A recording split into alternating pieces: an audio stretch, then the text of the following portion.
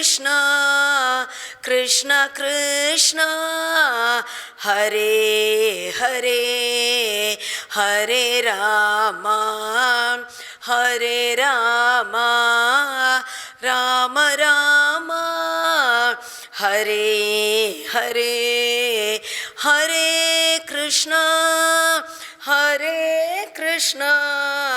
Krishna Krishna Hare Hare Kujantam Rama Rameti Madhuram Madhuraksharam Aruhya Kavita Shakam Vande Valmiki Kokilam Yatra Yatra Raghunatha Kirtanam Tatra Tatra Kritamastakанjalim Bashpavari Paripurnalochanam Marutim Namatarakshasantakam Manojavam Marutatulya Vegam Jitendriyam Buddhimatam Varishtham Vatatmajam Vanarayutha Mukyam Shri Ramadutam Shirasanamami Vaidehi Sahitam Suradrumatale Haime Mahamandape Madhye Pushpakamasane Manimaye Virasane Susthitam Agre Vachayati Prabhanjana Sute Tattvam Munibhyah Param Vyakhyantam Bharatadibhih Parivrutam Ramam Bhaje Shyamalam Bhagavan Kaikeyi Keta இரண்டு வரன்களின் காரணமாக பித்ருவாக்கிய பரிபாலனார்த்தம் வனவாசமாக கிளம்பினார் என்று பார்த்தோம். ராமர், லக்ஷ்மணர், சீதை மூவரும் சித்திரகூடத்தை அடைந்து அங்கு இருக்க தசரதரின் உயிர் பிரிய பரதன் அடுத்து பட்டாபிஷேகம் செய்து கொள்ள விருப்பப்படாதவனாய் மந்திரிமார்கள், தாயார்கள், அயோத்தி ஜனங்கள் அனைவரையும் அழைத்து கொண்டு சித்திரகூடம் வந்து ராமரை பிரார்த்திக்க, ஆனால் ராமர் சத்தியம்தான் முக்கியம், தந்தையினுடைய வாக்கை காப்பாற்றுவது என்பது எப்படி தனக்கு கடமையோ அதேபோல் பரதனுக்கு 14 வருடங்கள் ராஜ்ய பரிபாலனம் செய்வதுதான் அவன் செய்ய வேண்டியது, அவனுடைய தர்மம் அது என்று சொல்லி ராஜ்யத்தை ஏற்றுக்கொள்ள மறுக்க, ராமரினுடைய பாதுகைகளை பெற்றுக்கொண்டு அந்த பாதுகைகளையே பட்டாபிஷேகம் செய்வித்து, ராம பாதுகைகள் அரசன் தான் அந்த பாதுகைகளுக்கு ஒரு சேவகனாக இருந்து ராஜ்ய பரிபாலனம் செய்து கொண்டு இருக்கான் என்பதோடு நம்ம நேற்றைக்கு பூர்த்தி பண்ணியிருக்கோம். இன்றைக்கு மேலே உள்ள சரித்திரம். பிரவிஷ்யது மகாரண்யம் தண்டகாரண்யமாத்மவான் ராமோ ததர்ஷ துர்தர்ஷம் தாபசாஸ்ரம மண்டலம். சித்திரகூடத்தில் இருந்த ராமர் இப்பொழுது மேல தண்டகாரண்யத்திற்குள் பிரவேசிக்கிறார். தண்டகாரண்யம் என்பது மிகவும் அடர்ந்த வனப்பிரதேசம், அடர்ந்த காடு. இவ்வளவு காலம் அவ்வளவு அடர்ந்த காட்டுக்குள்ள ராமர் போகல. சித்திரகூட்டம்ங்கிறது ரொம்ப ரம்யமா இருந்தது அப்படின்னுட்டு பார்த்தோம். என்னன்னா ராமருக்கு தெரியும் பரதன் விஷயத்தை கேள்விப்பட்டு மனசு தாங்க மாட்டான், தன்னை தேடி நிச்சயம் வருவான், தன்னை மீண்டும் அழைத்து போகணுங்கிறதுக்கு முயற்சி செய்வான்னு ராமருக்கு தெரியும். தண்டகாரண்யம்னு அடர்ந்த வனப்பிரதேசத்துக்குள்ளே பிரவேசிச்சிட்டா பரதனால் தன்னை தேடி வர முடியாது. அதனால் அதற்காகவே சித்திரகூட்டத்தில் இருக்க. இப்பொழுது பரதன் வந்து சென்ற பிறகு தண்டகாரண்யம் என்ற அந்த காட்டு பிரதேசத்திற்குள் ராமர், லக்ஷ்மணர், சீதை மூவரும் நுழைந்தனர். மகாரண்யம், பெரிய காடு, தண்டகாரண்யம் ஆத்மவானு, தன்னுடைய இந்திரியங்களை அடக்கியவர். அவர்களால் மட்டும்தான் அந்த காட்டு பகுதியில் வாழ முடியுமா? அப்பேற்பட்ட பயங்கரமான காடு. சுகபோகங்களில் ஒரு ஈடுபாடு உள்ளவர்களால் அந்த காட்டு பகுதியிலெல்லாம் இருக்கவே முடியாது. அப்பேற்பட்ட தன் வசத்தில் தன்னுடைய இந்திரியங்களை கொண்ட அந்த ராமர் நுழைந்தார். தாபசாசிரம மண்டலம், தபசிற்கு என்றே இருக்கக்கூடிய அந்த பிரதேசம், அதற்குள்ள நுழையிறார். தபஸ்வியாக இருக்கணும்னு தானே கைகேயி சொல்லி இருக்கா, அப்படி ஒரு வாழ்க்கை வாழணும்னு தானே அவருக்கு நியமம். அந்த வனப்பகுதிக்குள் பிரவேசிக்க அங்கு மகரிஷிகள் எல்லோரும் இருக்கா. அந்த மகரிஷிகள் எல்லோரும் ராமரை பார்த்து அவ்வளவு சந்தோஷப்படுகிறார்கள், அவ்வளவு ஆச்சரியப்படுகிறார்கள். ரூபசம்ஹனனம் லக்ஷ்மீம் சௌகுமாரியம் சுவேஷதாம் தத்ருஷுர்விஸ்மிதாகாராக ராமஸ்ய வனவாசினஹ. ராமரினுடைய அந்த அழகை பார்த்து ரூபசம்ஹனனம் லக்ஷ்மீம், அப்படி ஒரு அழகு, அப்படி ஒரு லக்ஷ்மீகரமாக இருக்கு அப்படின்னுட்டு சொல்லுவோம் இல்லையா. அழகு அப்படிங்கிறது ஒன்று, ஒரு சில இடங்களை பார்த்தாலே ஒரு லக்ஷ்மீகரமாக இருக்கும். அப்படி ராமரை பார்த்தாலே ஒரு மங்களகரமாக, அப்படி ஒரு லக்ஷ்மீகரமாக இருக்காம். சௌகுமாரியம், அவ்வளவு ஒரு மென்மையான ஒரு திருமேனி கொண்டவராக இருக்கார். எப்பேற்பட்ட வீரர், விஷாலமான வட்சஸ்தலம், தீர்க்கமான பாகு, அப்பேற்பட்ட வீரன். எதிரிகள் கூட ராமர்கிட்ட தான் தோற்கணும்னு நினைப்பான்னுட்டு சொல்லக்கூடிய அளவு அப்பேற்பட்ட ஒரு வீரன். ஆனால் சுகுமாரமான திருமேனின்னு வால்மீகி சொல்றார். அப்படி இருக்காம் அவரினுடைய அந்த திருமேனி. சுவேஷதாம், அவ்வளவு ஒரு அழகான ஒரு அலங்காரத்தோடு இருக்கார். இது என்னது? ஜடாபாரம் தரித்து மர உரி தரித்து வந்திருக்கக்கூடிய ராமர் என்ன பட்டு பீதாம்பரம் கட்டி ஆபரணங்கள் எல்லாம் தரித்து கொண்டு அப்படியே சுருள் சுருளான கேசங்கள்ல சுகந்த தைலங்கள் தரித்து அப்படியா வந்திருக்கார்? இல்லை, எந்த அலங்காரமும் இல்லாமல் இருக்கிற கேசத்தையும் ஜட தரிச்சுன்னு வந்திருக்கார். அவரை போய் சுவேஷதாம், அவ்வளவு அழகா அப்படி ஒரு அலங்காரமா இருக்காருன்னு சொல்லியிருக்கேன்னா ரிஷிகளுக்கு அப்படி இருக்கான். அவர்கள் ரிஷிகள், அவர்கள் தபஸ்விகள், அவர்களுக்கு ஏற்ற அலங்காரம், அவர்களுக்கு இந்த மர உரி தரித்து ஜடாபாரம் தரித்து இருக்கக்கூடிய இந்த வேஷம்தான் எவ்வளவு கச்சிதமாக ராமருக்கு பொருந்துறது. என்ன அழகு, என்ன அழகுன்னு அதை பார்த்து அப்படியே சொக்கி போயிடுறாளாம். தத்ருஷுஹு விஸ்மிதாகாராக, அப்படியே ஆச்சரியமாக பார்க்குறாளாம். மற்றொன்று என்ன, ஏன் அவ்வளோ ஆச்சரியமாக பார்க்கிறார்களேன்னா, திவ்ய ஞானோபபன்னாக தே ராமம் திருஷ்டுவா மகர்ஷயா. ரிஷிகள்னா சாதாரண ரிஷிகள் இல்லை, திவ்ய ஞானோபபன்னாக, திவ்யமான ஞானம் உள்ளவர்கள். அவர்களுக்கு எல்லாம் தெரியும், ராமர் என்பது சாட்சாத் அந்த பரம்பொருள் என்பது தெரிந்தவர்கள். அதனால் எந்த ஒரு காட்டில் யாரை குறித்து தபஸ் புரிந்து கொண்டு இருக்கார்களோ, எந்த ஒரு பிரம்மத்தை சாட்சாத்கரிக்கணும் என்பதற்காக இந்திரியங்களை அடக்கி எல்லா விதமான சௌக்கியங்களையும் துறந்து அப்படி தபஸ் புரிந்து கொண்டு இருக்கார்களோ, சாட்சாத் அந்த பிரம்மஸ்வரூபம் அவர்களை தேடி ஒரு ரூபம் தரித்து வந்து எழுத்தாப்புல நிற்கிறதுன்னா அவர்களால் அதை நம்ப முடியலை. ஒரு தபஸ் புரிந்து சாட்சாத்காரம் என்பது ஒரு க்ஷணத்துக்கு சாட்சாத்காரம் ஏற்படலாம், ஒரு சில நிமிடங்கள் சாட்சாத்காரம் ஏற்படலாம். இதுவோ இந்த வனத்தில் இவர்களோடு ஒருவனாக வாழ்வதற்குன்னு அதே பிரம்மஸ்வரூபம் இப்போ வந்துடுத்து. தத்ருஷுஹு விஸ்மிதாகாராக, ஆச்சரியப்பட்டு பார்க்கறா. இப்படி ஒரு பாக்கியமா நமக்கு, இப்படி ஒரு பாக்கியமா, இப்படி நம்மளை தேடி இப்படி வந்தாரே, அந்த பிரம்மம் நம்மளை தேடி இப்படி வந்ததே என்று ஆச்சரியமாக அப்படி அந்த மகர்ஷிகள் எல்லாம் பார்க்க ராமரை அப்படி வரவேற்கிறா, ஆசையாக வரவேற்கிறா. ஒரு சில ரிஷிகள் பழங்கள் எல்லாம் கொண்டு ராமருக்கு சமர்ப்பணம் பண்ணுறா, புஷ்பங்கள் கொண்டு சில மகரிஷிகள் சமர்ப்பணம் பண்ணுறா. சில மகரிஷிகள் ஆசிரமமே உங்களுக்குத்தான்னு வந்து சொல்கிறாளா, நீங்கள் எங்கள் ஆசிரமத்தில் தான் தங்கி இருக்கணும். வேறு சில மகரிஷிகள் நாங்கள் ஆசிரமத்தை காலி பண்ணிட்டு போயிடுறோம், நீங்கள் வந்து எங்கள் ஆசிரமத்தில் தங்கி இருக்கணும். இப்படி ரிஷிகள் எல்லோரும் வந்து ஆசையாக ராமரை வரவேற்கிறார்கள்.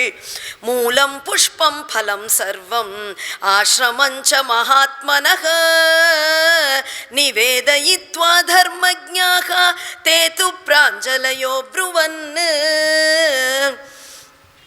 மேல ராமரை வணங்கி ராமர்கிட்ட சொல்றா. ராமர் சின்ன பையன், 24 வயசு கிட்டத்தட்ட ஆகிறது. அந்த ஒரு மகரிஷிகள் எல்லாம் வயசானவா, எப்பேற்பட்ட தபஸ்விகள், வயதில் பெரியவர்கள், ஸ்தானத்தில் பெரியவர்கள்.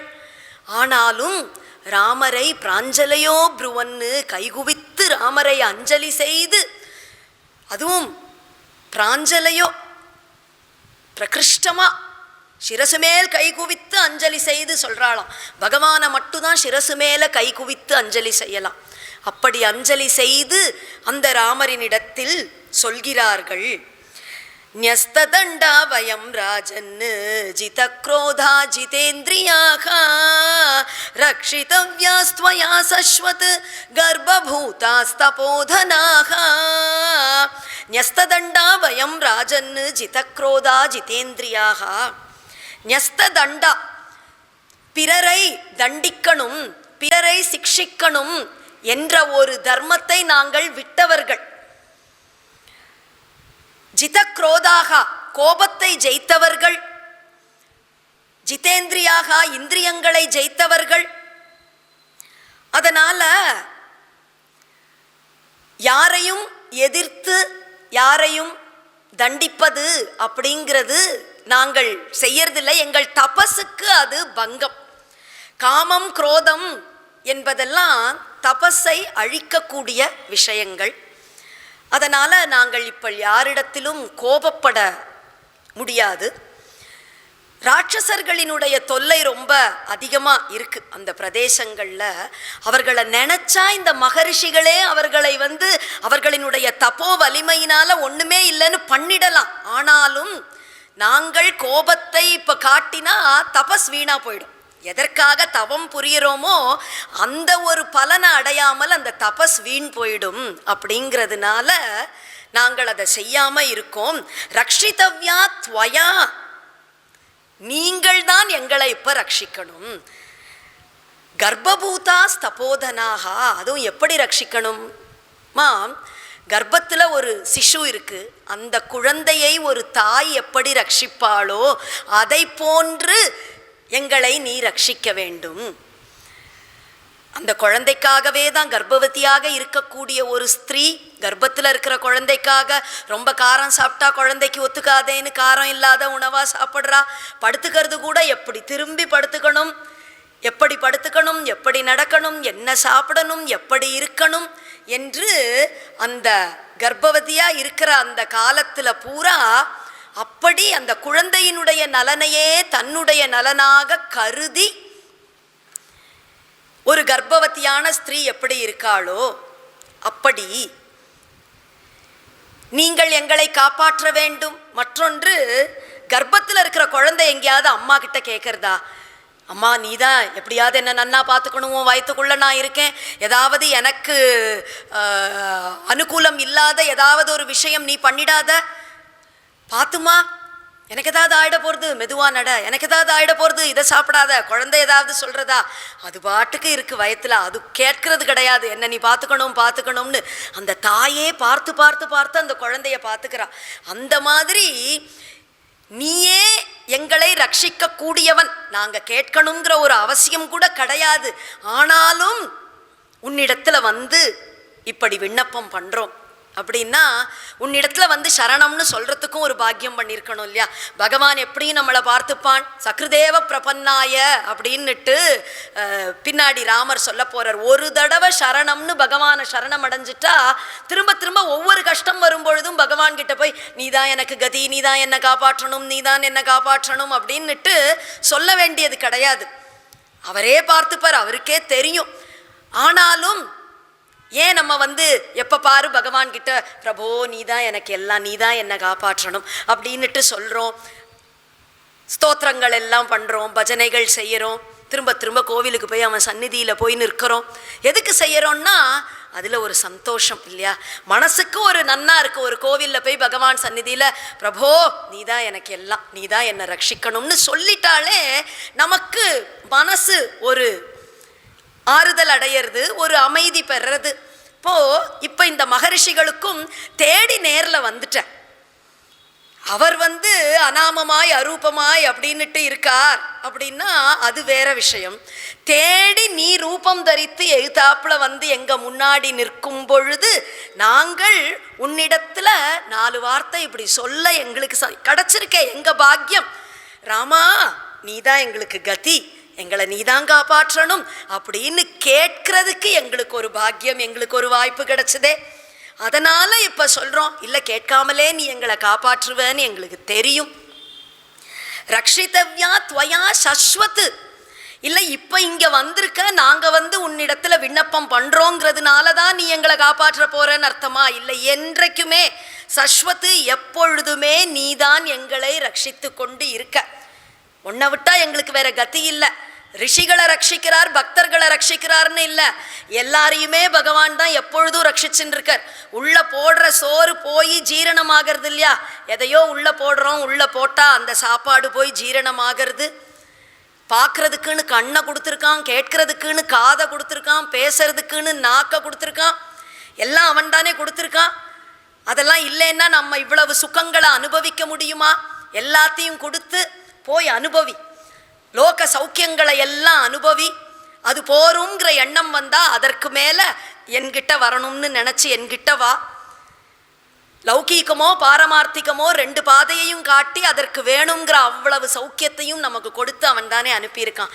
காற்று வீசிண்டே இருக்கே, ஒரு க்ஷணமாவது நம்ம நினைக்கிறோமா மூச்சு விடுறேனா தெரியலையே, மூச்சு விடுறேனா தெரியலையே அப்படின்னு நம்ம நினைக்கிறோமா? மூச்சு பாட்டு அது பாட்டு உள்ள வெளியில போயின்னு இருக்கு. அந்த மூச்சு விடுறதுக்கான காற்று வந்து இருக்கு. நமக்கு தண்ணீர்னுட்டு தாமிரபரணி அழகா ஓடுறா, அங்கங்க ஆறுகளை படைத்து அருவிகளை படைத்து, ஆறுகளெல்லாம் போய் கலக்கிறதுக்குன்னு கடல்னு ஒன்றை படைத்து, பூமி ஒரு நாளாவது பொளந்து விட்டுடுறதா அங்கங்க பார்க்கிறோம். எர்த்குவேக் வந்துடுத்து அப்படின்னு எப்பொழுதுமே பூமி வந்து அப்படி வெடிச்சிருமோன்னா நம்மளால இப்படி சுகமா நடக்கிறதா? பெரிய பெரிய ஃப்ளாட்டை கட்டி அவ்வளவு கார்கள் எவ்வளவு அந்த பூமி தாங்கி கொண்டு இருக்காள். இப்ப இவ்வளவையும் கொடுத்து எப்பொழுதுமே எல்லோரையுமே யாரு ரட்சித்து கொண்டு இருக்கான்னா அவன் தான் ரட்சித்து கொண்டு இருக்கான். அப்படி இருக்கும் பொழுது பிரத்யேகமாக முதல் நாளே பார்த்தோமே, ஸ்வஜனஸ்ய ச ரக்ஷிதா ரக்ஷிதா ஜீவலோகஸ்ய, உலகம் பூரா அவன்தான் ரட்சிக்கிறான் என்றாலும் தன் ஜனங்களை பிரத்யேகமா ரட்சிக்கிறான். அப்படி மகர்ஷிகள்னா பிரத்யேகமா ராமரினுடைய ஜனங்கள் இல்லையா? அதனால சாஸ்வதமா எப்பொழுதுமே நீதான் எங்களை வந்து ரட்சிக்கிறன்னு எங்களுக்கு வந்து நன்னா தெரியறது. மேல ஒரு கேள்வி, இப்போ ராமர் அவரே எல்லாத்தையும் இழந்துட்டு, ஒன்றும் தன்னுடைய ராஜ்யத்தை இழந்து 14 வருடங்கள் இப்போ வனவாசமா இங்க வந்து இருக்கார். வெறும் மர உரி கட்டிண்டு தன் சொத்தையே தான் இழந்துட்டு வந்து நிற்கிற ஒருத்தன்கிட்ட போய் நீதான் எங்களை காப்பாற்றணும்னு இந்த ரிஷிகள்லாம் கேட்கிறாரே, அவரை காப்பாத்திக்கவே அவருக்கு தெரியலையே, இப்படி வந்து ஏன் கேட்கிறா அப்படின்னா, அப்படி இல்லையா, நகரஸ்தோவா வனஸ்தோவா துவம்னோ ராஜா ஜனேஸ்வரகா. மகரிஷிகள் எல்லாம் சொல்றா, நகரத்துல இருந்தாலும் சரி, நீ அயோத்தியில சக்கரவர்த்தி திருமகனாக அயோத்திக்கு அரசனாக இருந்தாலும் சரி, இல்லை இப்படி காட்டுல வந்து மர உரி தரித்து காட்டில் வந்து வனவாசமாக இருந்தாலும் சரி, துவம்னோ ராஜா ஜனேஸ்வரகா, நீதான் எங்களுக்கு அரசன். எங்க இருந்தாலும் என்றும் எங்களுக்கு அரசன் நீதான், எங்களுக்கு ஈஸ்வரன் நீதான். நீதான் எங்களை நியமனம் பண்ற, நீதான் எங்களை ரட்சிக்கிற, உனக்கு கீழ்தான் நாங்க எல்லோரும் இருக்கோம். அதனால எங்களை நீ காப்பாற்ற வேண்டியது. மற்றொன்று, ராட்சசர்கள் கிட்ட இருந்து காப்பாற்றுங்கள் அப்படின்னுட்டு ஒன்று பின்னாடி வந்து இன்னும் சில ரிஷிகள் எல்லாம் கேட்க போறா. அந்த அர்த்தம் அப்படிங்கிறது ஒன்று. மற்றொன்று, ராமரினிடத்துல அவர்கள் எங்களை ரட்சிக்கணும்னா எதற்காக இங்கு இப்படி தபஸ் செய்து கொண்டு இருக்கோமோ அந்த பலனை நாங்கள் அடைய வேண்டும், எங்களுக்கு ஞானம் கைகூடணும், எங்களுக்கு மோட்சம் கைகூடணும், நீதான் ரட்சிக்கணும் என்று அந்த ஒரு பிரார்த்தனையை வைக்கிறான். ஞஸ்த தண்டா வயம் ராஜன்னு ஜிதக்ரோதா ஜிதேந்திரியாக, இந்திரியங்களை எல்லாம் அடக்கியவர்களாக இருக்கோம், கோபத்தை நாங்கள் அடக்கிட்டோம், யாருக்கும் எந்த ஜீவராசிகளுக்கும் நாங்கள் கெடுதல் அப்படின்னுட்டு எதுவும் செய்யறது கிடையாது, எங்களுக்குன்னு பிறர் ஏதாவது கெடுதல் பண்ணினா கூட அதை பொறுமையோட சகிச்சுக்கிறோமே தவிர அவர்களுக்கு ஒரு தண்டனை கொடுக்கணும்னு நாங்கள் நினைக்கிறது கிடையாது. அதனால நீ எங்களை ரட்சிக்கணும், எங்களுக்கு அந்த மோட்சத்தை தந்து அருள வேண்டும், அந்த ஞானம் எங்களுக்கு கைகூடணும், அதற்கு உரிய நியமங்களை எல்லாம் நாங்கள் சரியா செஞ்சுட்டு இருக்கோம் பிரபோ என்று அந்த பிரார்த்தனை செய்தார்கள் என்றும் ஒரு அர்த்தம். மேல அங்கு அந்த காட்டுல அங்கு ராமர் இருந்துருக்கார். ஒரு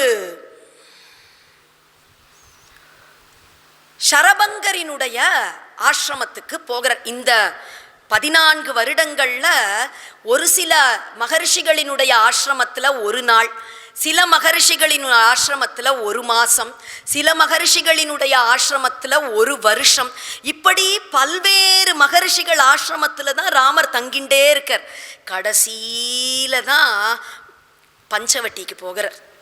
கடைசி அந்த வனவாசம் முடிய போகிற சமயத்தில் கிட்டத்தட்ட 12-13 வருஷம் முடிஞ்சதுக்கு அப்புறம் தான் தனியாக ஆசிரமத்தில் போய் இருக்கார்.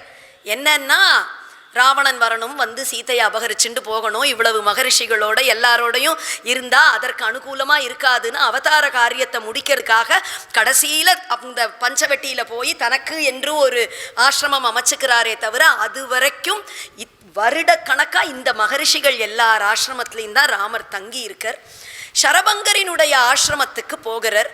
போனா தூரத்துல இருந்து பார்த்தா ஒரு அழகான தங்கமயமான ஒரு ரதம் ஒன்று இருக்கு. பக்கத்துல ஒருவன் அப்படியே அந்தரத்துல நின்று கொண்டு இருக்கானாம். பூமியில நிற்காமல் அப்படியே அந்தரத்துல காற்றுல நின்று கொண்டு இருக்கான். ராமர் பார்க்கிறார், தேவேந்திரன் வந்திருக்கான்னு நினைக்கிறேன் சரபங்கரினுடைய ஆசிரமத்துக்கு, அதனால நீங்க 2 பேரும் இங்கே இருங்கோ, நான் போய் என்ன விஷயம்னு பார்த்துட்டு வரேன் என்று லக்ஷ்மணரையும் சீதையையும் அங்கே இருக்க சொல்லிட்டு இவர் போகிறார். போனா அங்கு தேவேந்திரன் ராமர் வரதை பார்க்கறான். உடனே மறைஞ்சிடுறான். அவனுக்கு என்னன்னா, இப்ப ராமரை நம்ம பார்க்க வேண்டி வந்தால் என்னன்னு அவதாரம் அப்படின்னுட்டு பகவான்னு வணங்கி சேவிக்கணும். ஏன்னா தேவனா வந்திருக்கான். அப்படி பண்ணிட்டா அவதார ரகசியம் வெளிப்பட்டுடும். அவதார ராமாயணம் பூரா ராமர் தன்னை வந்து பகவான்னு காட்டிக்கவே இல்லை. பின்னாடி அக்னி பிரவேசத்துக்கு அப்புறம் கூட பிரம்மதேவன் தேவர்கள் எல்லாம் வரா, இப்படி போய் பண்றேளே, இப்படி இப்படி இப்படி ஒரு பயங்கரம் செய்யணுமான்னு. அப்ப கூட என்ன சொல்றேள், ஆத்மானம் மானுஷம் மன்யே, நான் தசரதன் புள்ள, நீங்கள்லாம் யாரு வந்து என்ன சொல்லின்னு இருக்கேள், எனக்கு ஒன்றும் புரியலையேங்கிறார். ராமாயணம் பூரா அவதாரம்னு அவர் காட்டிக்கவே இல்லை. கிருஷ்ணனோ பிறந்ததிலிருந்து தன்னை அவதாரம்னு காட்டின்றவன் கிருஷ்ணன். பிறக்கும் பொழுதே அப்படி சதுர்புஜத்தோட அப்படி அவன் வந்து பிறந்ததா இருக்கட்டும், இல்லை கைவிலங்கு விடுறது, கால் விலங்கு விடுறது, யமுனை அப்படியே வழி விடுறா, அப்போலேருந்து ஒவ்வொன்றும் கிருஷ்ணாவதாரத்தில் நான் பகவான் நான் பகவான் நான் பகவான்னு கூவி கூவி விற்றான் பாவம். ராமரோ கம்பீரமாக தன்னுடைய அவதாரம் பூரா தான் பகவான்கிறதையே காட்டிக்கல. அதனால தேவேந்திரன் நினைக்கிறார், இப்போ நம்ம அவதார ரகசியத்தை வெளிப்படுத்திடக்கூடாது, இல்லை சாதாரண ஒரு தசரதன் புள்ள அப்படின்னு நடந்துக்கவும் அவருக்கு இஷ்டம் இல்லை. பகவானை போய் அப்படி ஒரு அவருக்குரிய ஒரு பிரணாமங்களை செய்யாமல் இருக்கிறதா, எதுக்கு பேசாமல் போயிடுவோம், இப்போ அவரை இந்த சமயத்தில் சந்திக்க வேண்டாம் என்று நினைத்து அங்கிருந்து தேவேந்திரன் மறைஞ்சிட ராமர் சரபங்கரை வந்து சந்திக்கிறார் என்று வால்மீகி ராமாயணம் அப்படி சொல்றது. ஆனால் கம்பராமாயணம் எப்படி சொல்றதுன்னா, வந்தர் ராமர், தேவேந்திரன் ராமரை பார்த்து தரிசித்து ராமரை ஸ்தோத்திரம் செய்யறான் அப்படின்னுட்டு கம்பராமாயணம். அழகான ஒரு ஸ்தோத்திரம். நம்ம கதை எப்படி இருந்தா என்ன, நமக்கு ஒரு ராமர் ஸ்தோத்திரம் கிடைச்சது. ராமரை இந்திரன் ஸ்தோத்திரம் செய்யறான்ங்கிற ஒரு அழகான ஸ்தோத்திரம். தோய்ந்தும் பொருள் அனைத்தும் தோயாது நின்ற சுடரே தொடக்கு அறுத்தோர் சுற்றமே நீந்த அறிய நெடுங்கருணைக்கு எல்லாம் நிலையமே வேத நெறி முறையின் நேடி ஆய்ந்த உணர்வின் உணர்வே பகையால் அலைப்புண்டு அடியோம் அடி போற்ற அந்நாள் ஈந்த வரம் உதவ எய்தினையே எந்தாய் இரு நிலத்தவோ நின் இணையடி தாமரைதாம் தோய்ந்தும் பொருளனைத்தும் தோயாது நின்ற சுடரே. எல்லா விஷயங்களிலும் இந்த உலகம் முழுவதும் நீக்கமர நிறைந்திருக்க கூடியவனே. சர்வம் கல்விதம் பிரம்ம என்று எல்லாமே அந்த பிரம்மஸ்வரூபம் தானே. என்னென்ன இருக்கோ இந்த பிரபஞ்சத்தில் எல்லாமே அந்த பிரம்மஸ்வரூபமாகவே இருக்கு. எல்லாருக்கும் அந்தர்யாமியாகவும் அந்த பிரம்மமே தான் இருக்கு. பிரம்மமே எல்லாமாகவும் இருந்து எல்லாவற்றிற்கும் அந்தர்யாமியாகவும் இருந்து இப்படி கையை அசைச்சா கூட உள்ள அது இருக்கிறதுனால தானே. அந்த சைத்தன்யம் போயிட்டா அப்புறம் கடக்கு தூக்கி கொண்டு எரிக்க வேண்டிதான் போட்டு. அப்போ அதுதான் உள்ள அந்தர்யாமியாக இருந்து எல்லாவற்றையும் செய்கிறது. அப்படி பொருள் அனைத்தும் தோய்ந்தும் எல்லா பொருட்களிலும் நீக்கமர நிறைந்து இருந்தும் தோயாது நின்ற சுடரே எல்லாமாகவும் இருந்தும் எதுலையும் பட்டுக்காம இருக்கிறான். சாட்சி மாத்திரமாக உள்ள இருக்கு. எவ்வளவு சுக துக்கங்கள் எவ்வளவு உணர்வுகள் நம்ம அனுபவிக்கிறோம். எதுவும் உள்ள இருக்கிற ஆத்மஸ்வரூபத்தை அது பாதிக்கிறது கிடையாது. அது அப்படியே உள்ள இருக்கு. கையை வெட்டி போட்டாலும் அதை வெட்ட முடியாது. என்ன ஒரு கடைசியில் எரிச்சு சரீரத்தையே வச்சு சிதையில வச்சு எரிச்சாலும் அதுக்கு ஒன்றும் ஆகிறது இல்லை. அது அப்படியே அடுத்த சரீரத்தை நோக்கி பிடிக்கிறதுக்கு அது போயிடுறது. இப்போ இதில் எல்லாமாகவும் இருந்தும் எதனாலையும் பாதிக்கப்படாமல் தோயாது நின்ற சுடரே. அப்படி எப்படி முடியும்? எல்லாமாகவும் இருக்கு, அந்தர்யாமியா இருக்கு, அதுதான் எல்லாம் பண்றது அப்படின்னு எதுலையும். ஆனால் அதுக்கு சம்பந்தமே இல்லைன்னா எப்படி முடியும்னா, நல்ல அரிசி நல்ல வேக வைக்கிறோம், சாதம் நல்லா வடிக்கிறோம், வடித்து நல்ல பொலன்னு நன்னா சாதம் வடித்தாச்சு, சாப்பிட்றோம். சாப்பிடும் பொழுது திடீர்னு வாயில் ஒரு கல் மாட்டுறது.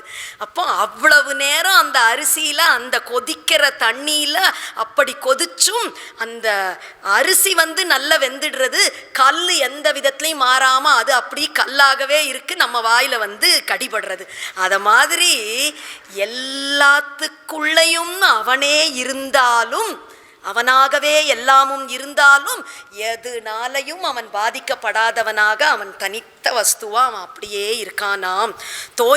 தோய்ந்தும் பொருள் அனைத்தும் தோயாது நின்ற சுடரே தொடக்கு அறுத்தோர் சுற்றமே. தொடர்புகளை எல்லாம் அறுத்தவர்களுக்கு சுற்றமா இருக்கானாம். பற்றுதலை எல்லாம் நீக்கியவர்களுக்கு அற்றது பற்றனில் உற்றது வீடு. அப்போ அவன் எப்போ கிடைப்பான்னா பற்றுதல்கள் எல்லாவற்றையும் விட்டாதான் அவன் கிடைக்கிறான். அப்படி பற்று அறுத்தோருக்கு சுற்றம். மனைவி வேண்டாம், மக்கள் வேண்டாம், சொத்து வேண்டாம், சுகம் வேண்டாம், எல்லா சௌக்கியங்களையும் விட்டு அவனே கதி என்று இருக்கக்கூடியவர்களுக்கு அவனே அந்த உறவா இருக்கான். எல்லாத்தையும் விட்டாச்சு, எனக்கு உறவினர்கள் அத்தனை பேரையும் விட்டுட்டேன்னா உறவினர்களை எல்லாம் விட்டுட்டியா? உறவுக்கெல்லாம் உறவாக இருக்கக்கூடிய அவன்னா அதுக்கு மேலே உறவா இருக்கான். நம்முடைய அம்மாவும் அப்பாவும் கணவனோ இல்லை மனைவியோ குழந்தைகளோ அவர்களால் ஏதாவது நினைச்சா கூட முடியுமான்னு தெரியாது. எது நினைச்சாலும் செய்யக்கூடியவன். மமைவாம்சோ ஜீவலோகே ஜீவபூத சனாதனஹா என்று காலகாலமாக ஜன்மாவாக நமக்கு அம்மாவாகவும் அப்பாவாகவும் இருக்கக்கூடிய அப்பேற்பட்டவன். இப்போ அந்த பந்தம் புரிஞ்சிடுத்துனா அப்படி நம்மளை தன்னுடையவனா வச்சுக்கிறான். அப்போ தொடக்கு அறுத்தோர் சுற்றமே. சந்நியாசிகளுக்கு அப்பேற்பட்ட ஒரு பந்துவாக இருக்கக்கூடியவனே. நீந்த அறிய நெடுங்கருணைக்கு எல்லாம் நிலையமே. பெரிய கடல் ஒன்று இருக்கான், அதை கடக்கவே முடியாது. எப்படியாவது நீச்சல் அடிச்சு அந்த பக்கம் போயிடலாம் அப்படின்னு நினைச்சா கூட கடக்க முடியாதாம் அந்த கடலை. அப்படி ஒரு பெருங்கடல். என்ன கடல் அப்படின்னா ராமரினுடைய கருணை கடல். எப்பவும் நம்ம நீந்துவதற்கு அரிய கடல்னு சம்சார கடலை சொல்லுவோம். சம்சார கடலை தாண்ட முடியாதுன்னு. இதுல எது தாண்ட முடியாதான்? சம்சார கடலை கூட தாண்டிடலாம், ராமருடைய கருணை கடலை தாண்டவே முடியாதான். அப்படி ஒரு கிருபை. யோ பகவான் இப்படி கிருபை பண்றாரே அப்படின்னு நம்ம பக்தி கூடுறது. பக்தி கூடின உடனே பக்தி பண்றானேன்னு அவர் இன்னும் கொஞ்சம் கிருபை பண்றார். பகவானோட கிருபையை அனுபவிச்சா நமக்கு இன்னும் பக்தி வருது. இப்படி பகவானுக்கும் பக்தனுக்கும் போட்டி இருந்துட்டே இருக்குமா. கடைசியில ஜெயிக்கிறது யாருன்னா அவன் தான் ஜெயிப்பான். பகவானினுடைய அந்த கருணை தான் ஜெயிக்குமா. அந்த கருணைக்கு தகுந்த ஒரு பக்தி நம்மளால பண்ணி மாளாதான் நமக்கு பண்ண முடியாதான். அப்படி நீந்த அறிய நெடுங்கருணைக்கு எல்லாம் நிலையமே வேத நெறி முறையின் நேடி ஆய்ந்த உணர்வின் உணர்வே. வேதத்தில் சொல்லப்பட்டிருப்பதை தேடி, நேடினா தேடி, தேடி ஆராய்ந்து வேத அர்த்தத்தை எல்லாம் நல்லா ஆராய்ந்து அப்படி விசாரம் செய்து என்ன ஒரு ஞானம்னு ஒன்று நமக்கு ஏற்படுமோ அந்த ஞானமாக இருக்கக்கூடியவனே, இல்லை அந்த ஞானத்திற்கும் ஆதாரமாக இருக்கக்கூடியவனே. ஆலோட்ய சர்வசாஸ்திராணி விசாரியச்ச புனப்புனஹா இதமேக்கம் சுனிஷ்பன்னம் தியேயோ நாராயண சதான்னு எல்லா சாஸ்திரங்களையும் அப்படி ஆராய்ந்து பார்த்து எல்லாத்துக்கும் சாரம் என்ன, எல்லாம் என்ன சொல்றது, 4 வேதங்கள் என்ன சொல்றது, புராணங்கள் 18 புராணங்கள் என்ன சொல்றது, இதிகாசங்கள் என்ன சொல்றது, தர்மசாஸ்திரங்கள் என்ன சொல்றது, எல்லாத்தையும் பார்த்தா எல்லாம் ஒன்னே ஒன்று தான் சொல்றது. நான் ஒருவனே தெரிந்து கொள்ளப்பட வேண்டியவன், தேயோ நாராயண சதா அப்படின்னுட்டு எந்த ஒரு விஷயம் இருக்கோ அந்த விஷயமாக இருக்கக்கூடியவனே. சாஸ்திர யோனித்வாத் என்று சாஸ்திரங்கள் எல்லாவற்றிற்கும் விஷயமாக இருக்கக்கூடியவனே. பகையால் அலைப்புண்டு அடியோம் அடிபோற்ற அந்நாள் இந்த வரம் உதவ எய்தினையே. தேவேந்திரன் தானே இந்த ஸ்தோத்திரத்தை பண்றான். பகைவர்களால் அலைக்கப்பட்டு அந்த அசுரர்களால படாத பாடுபட்டு அந்த ராவணனால அடிமைகளாக அவனுக்கு வாழ்ந்துட்டு இருக்கும் பொழுது எப்படியாவது நீதான் காப்பாற்றணும்னு உன்னிடத்துல நாங்கள் எல்லோரும் வந்து பிரார்த்தனை செய்து கொள்ள எங்களுக்கு பயம் தியஜத பத்ரம் தே என்று அபயம் கொடுத்தாயே அன்று. அந்த கொடுத்த வாக்குக்காகத்தானே இப்படி அவதாரம் செய்து இன்றைக்கு இங்க வந்திருக்க. எவ்வளவு பெரிய ஒரு கிருபை எங்களுக்கு பண்ணிட்ட எந்தாய் எம்பெருமானே. இரு நிலத்தவோ நின் இணையடி தாமரைதாம். இப்படி சரி அனுகிரகம் பண்ணணும்னு அவதாரம் பண்ணிட்ட, நாங்க கேட்டுட்டோம் வந்து ராவணவதம் பண்ணணும்னு, எங்களுக்காக வந்துட்ட. சரி அதுக்காக இப்படியா தாமரை போன்ற திருவடி நோக இப்படி நடந்து இந்த காட்டுல வந்து 16 வருஷம் 14 வருடம் இப்படி கஷ்டப்படணும்னுட்டு இப்படி போய் அதுக்கான திருவடிகளா இது? பூமியில படக்கூடிய தேவர்கள் பூமியில பாதம் பதிக்க மாட்டாளே, இந்திரன் நின்றுருக்கான் அந்தரத்துலன்னு சொன்னோம். இப்படி வந்திருக்கியே, நாங்கள் என்ன ஒரு பாக்கியம் செஞ்சோம் என்று தேவேந்திரன் எங்களுக்காகத்தானே இவ்வளோ கஷ்டப்படுற, இப்படி வந்தியே பிரபோன்னு வந்து ஸ்தோத்திரம் பண்றான் என்று கம்பன் சொல்றார். மேல தேவேந்திரன் அங்கிருந்து மறைஞ்சிட சரபங்க முனிவர் கிட்ட ராமர் வரர். ராமர் சரபங்கர் கிட்ட கேட்கிறாராம், இந்திரன் எதுக்காக இங்க இப்ப வந்திருந்தார்? சரபங்கர் சொல்றார், என்னை அழைச்சின்னு போகிறதுக்கான காலம் வந்துடுத்து, அதுக்காக தான் தேவேந்திரனே வந்திருந்தான். ஆனால் நீங்க எப்போ இங்க என்னை தேடி வரேளோ உங்களை வந்து தர்சனம் பண்ணாமல் இப்ப போய் நான் இந்திரனோட கிளம்பி போகலாமா? எந்த லோகமா இருந்தாலும் உங்களை விட்டுட்டு அங்க போய் என்ன பிரயோஜனம்? அதனால உங்க தர்சனத்துக்காக காத்துன்னு இருக்கேன். நீங்க வந்துட்டே இனிமே நான் வந்து கிளம்பி போகிறதுக்கு தயாரா இருக்கேன் என்று சரபங்கர் ராமர் சாட்சியாக இருக்க அக்னியில பிரவேசிக்கிறாராம். அப்படியே அக்னியில பிரவேசித்து பிரம்மலோகத்தை அடைந்தார் ராமர் சாட்சியாக என்று. மேல சரபங்கரின் இடத்திலேயே ராமர் கேட்கிறார், நாங்க தங்குறதுக்கு ஏதாவது ஒரு நல்ல ஒரு இடமா சொல்லுங்கோ, சுதீக்ஷ்ணரை போய் நீங்க பாருங்கோ, அவர் உங்களுக்கு ஏற்ற சரியான ஒரு இடத்தை அவர் சொல்லுவார் என்று சொல்ல சுதீக்ஷ்ணர்கிட்ட போறா. இப்படி ஒவ்வொரு மகரிஷி ஆசிரமமா போயின்னு இருக்கா. சில மகரிஷிகள் எல்லோரும் ராமர் கிட்ட வந்து ராமரை வணங்கி ராமரின் இடத்துல சொல்றா, இந்த தண்டகாரண்யத்துல ராட்சசர்களினுடைய தொல்லை மிக அதிகமா இருக்கு. ஏஹி பஷ்ய ஷரீராணி முனீனாம் பாவிதாத்மனாம் ஹதானாம் ராட்சசைர்கோரைஹி பஹூனாம் பஹுதாவனே. ஏஹி பஷ்ய ஷரீராணி, மலை மாதிரி குமிஞ்சு கிடக்கான் எல்லா சரீரங்கள், கை போய் கால் போய் வெட்டுப்பட்டு அப்படியே, அப்புறம் எலும்பு கூடு, வெறும் சாம்பல் அப்படியே குமிஞ்சு கிடக்காம் பெருசா. இது எல்லாம் மகரிஷிகளினுடைய சரீரங்கள், ராட்சசர்கள் தின்னு கொன்று குவித்து போட்டிருக்கக்கூடிய சரீரங்கள். இங்கு எங்களுக்கு இவ்வளவு கஷ்டம் அந்த ராட்சசர்களால இருக்கு. முனிவர்களுக்கு முனீனாம் பாவிதாத்மனாம், ஆத்மாவை, ஆத்மானா சரீரம்னு ஒரு அர்த்தம் இருக்கு, ஆத்மானு ஒரு அர்த்தம் இருக்கு. சரீரத்தை அடக்கி ஆத்ம விசாரமே செய்து கொண்டிருக்கக்கூடிய, மனனம் செய்து கொண்டிருக்கக்கூடிய அந்த மகரிஷிகளுக்கு இப்படி ஒரு கதி இங்க. அதனால நீதான் எப்படியாவது எங்களை எல்லாம் ரட்சிக்கணும். ராமர் பார்க்கிறார், என்னுடைய பாக்கியம் 14 வருடம் வனவாசமாக வந்தேன்னா அது சபலமாச்சு. உங்களுக்காக தான் காட்டுக்கே இப்படி நான் வந்தேனோ என்னமோ.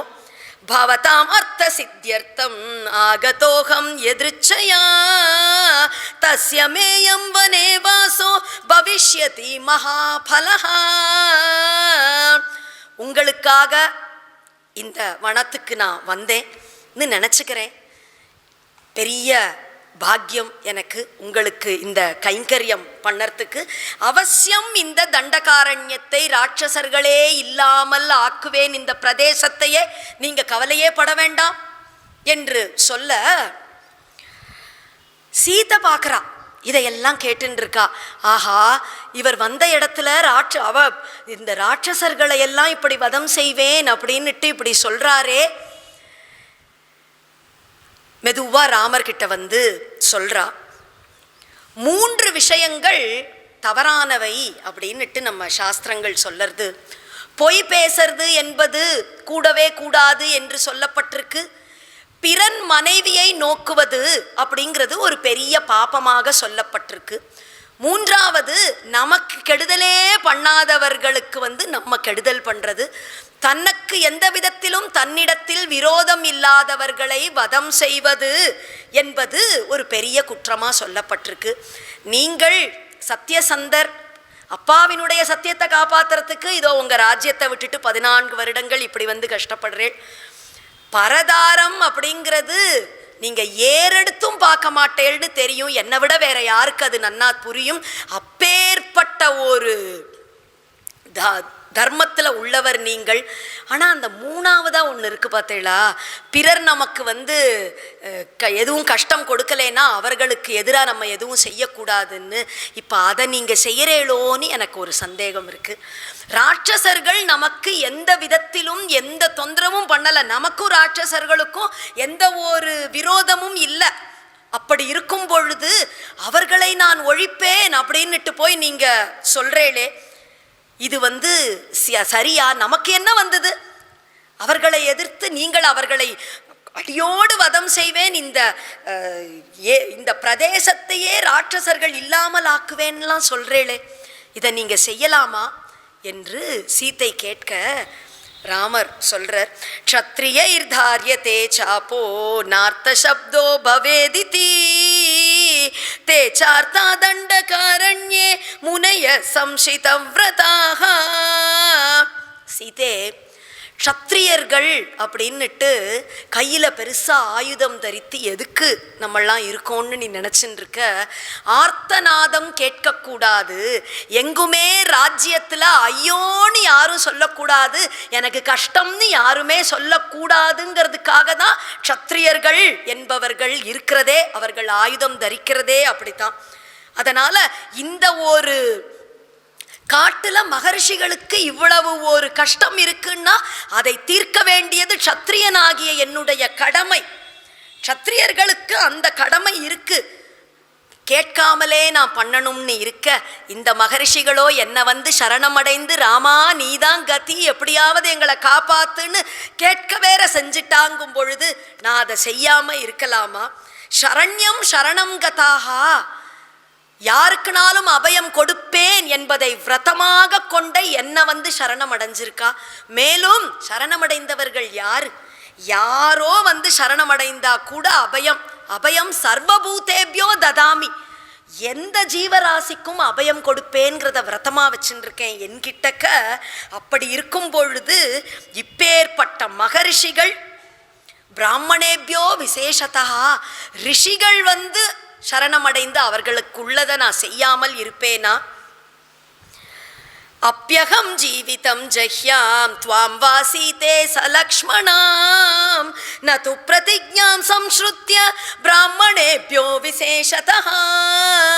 என் உயிரே விட்டாலும் விடுவேன், இல்லை நீயே உன்னை இழந்தாலும் இழப்பேன், லக்ஷ்மணனை இழந்தாலும் இழப்பேன். அந்த மகரிஷிகளுக்கு கொடுத்த அந்த வாக்கை நான் காப்பாற்றாமல் இருக்க மாட்டேன்.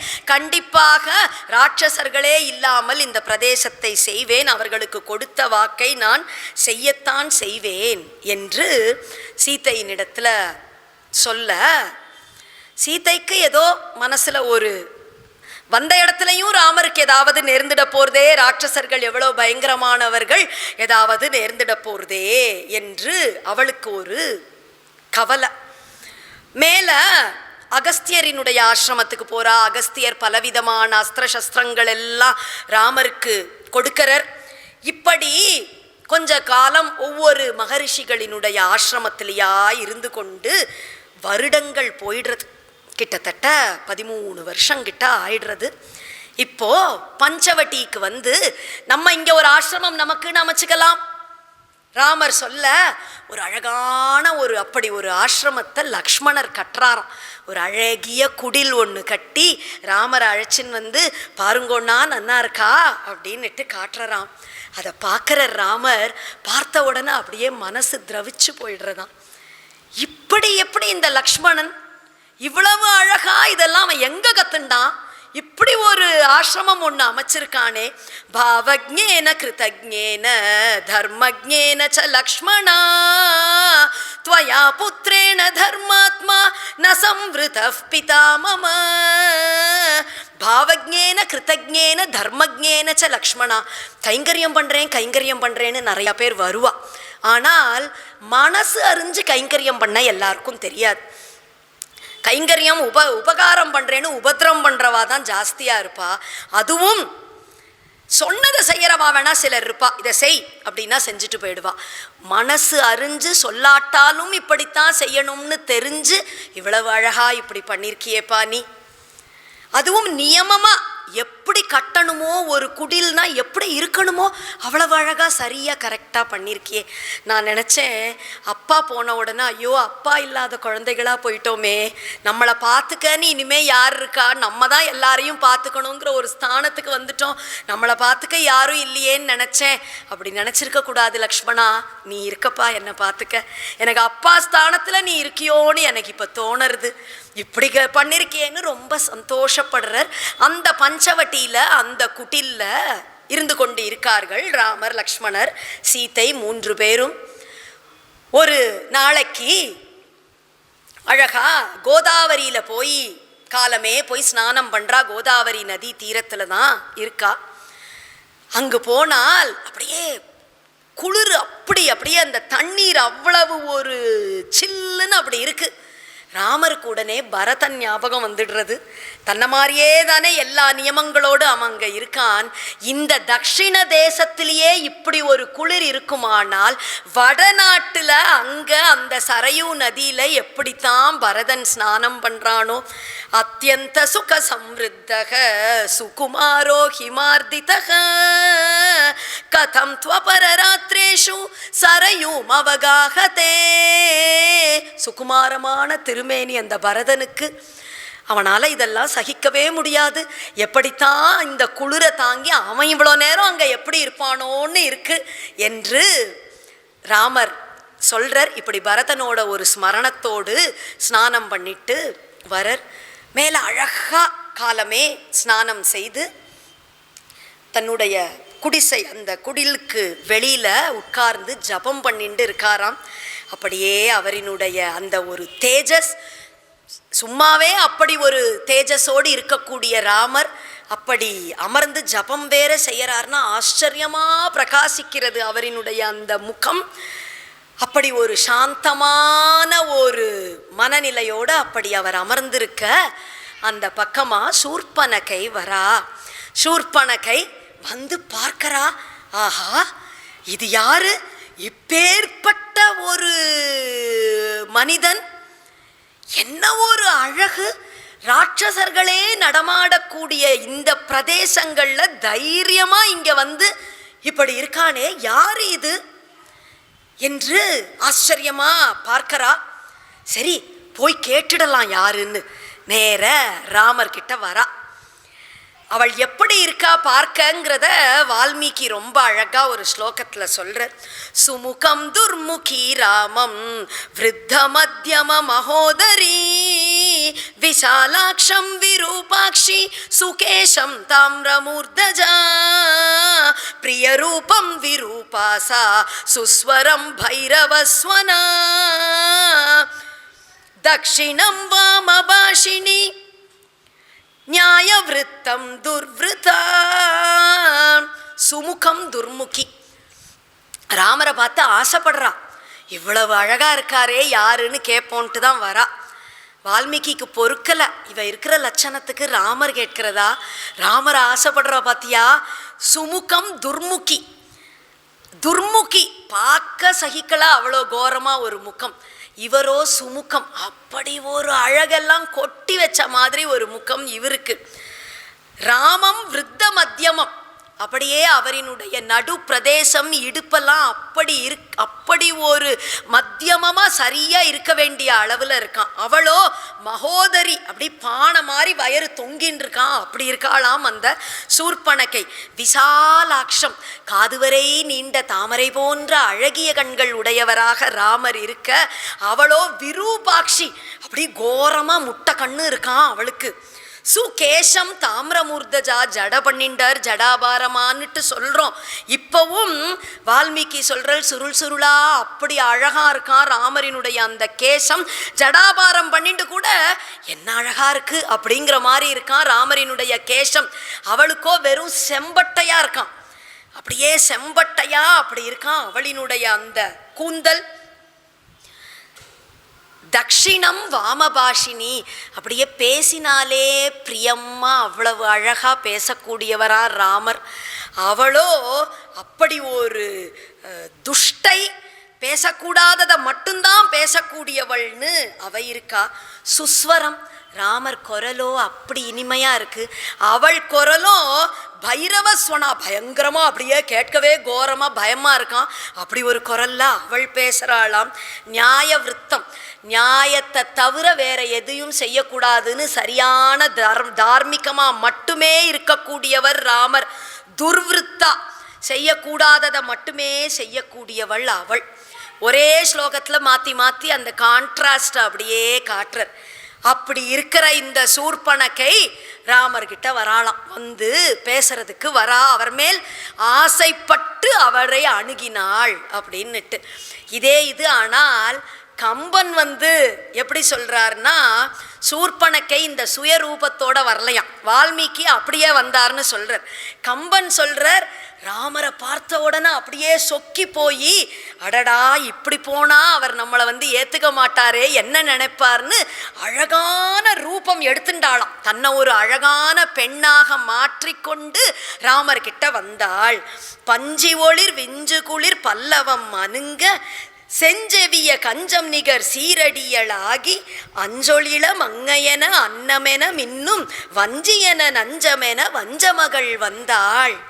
பஞ்சி ஒளிர் விஞ்சு குளிர் பல்லவம் அணுங்க, அப்படியே அந்த அல்தான்னு போட்டுப்போம் இல்லையா, டான்ஸ் ஆடுறவாள்லாம் அந்த சிகப்பா அல்தா இது பண்ணி போட்டுக்கிறாளே விரல்கள்ல எல்லாம், அந்த மாதிரி எதையோ ஒன்றை தோச்சு விரல்கள்ல எல்லாம் போட்டுருக்காளோங்கிற மாதிரி அப்படியே சிவந்து போய் அப்படி ரோசா அப்படி இருக்காம் அவளினுடைய விரல்கள்.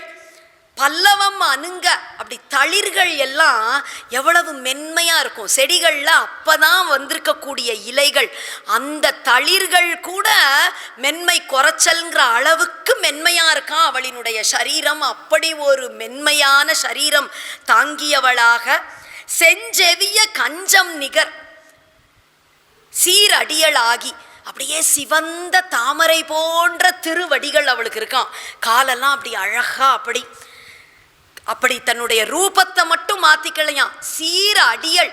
நடக்கிறதையும் அப்படியே அழகா நடக்கிறாளாம். சின்ன சின்னதா அப்படி பாதம் வச்சு அப்படி நடந்து வராளாம். அப்படியே பெரிய பூதம் மாதிரி நடந்து வந்துதான் அவளுக்கு பழக்கம்.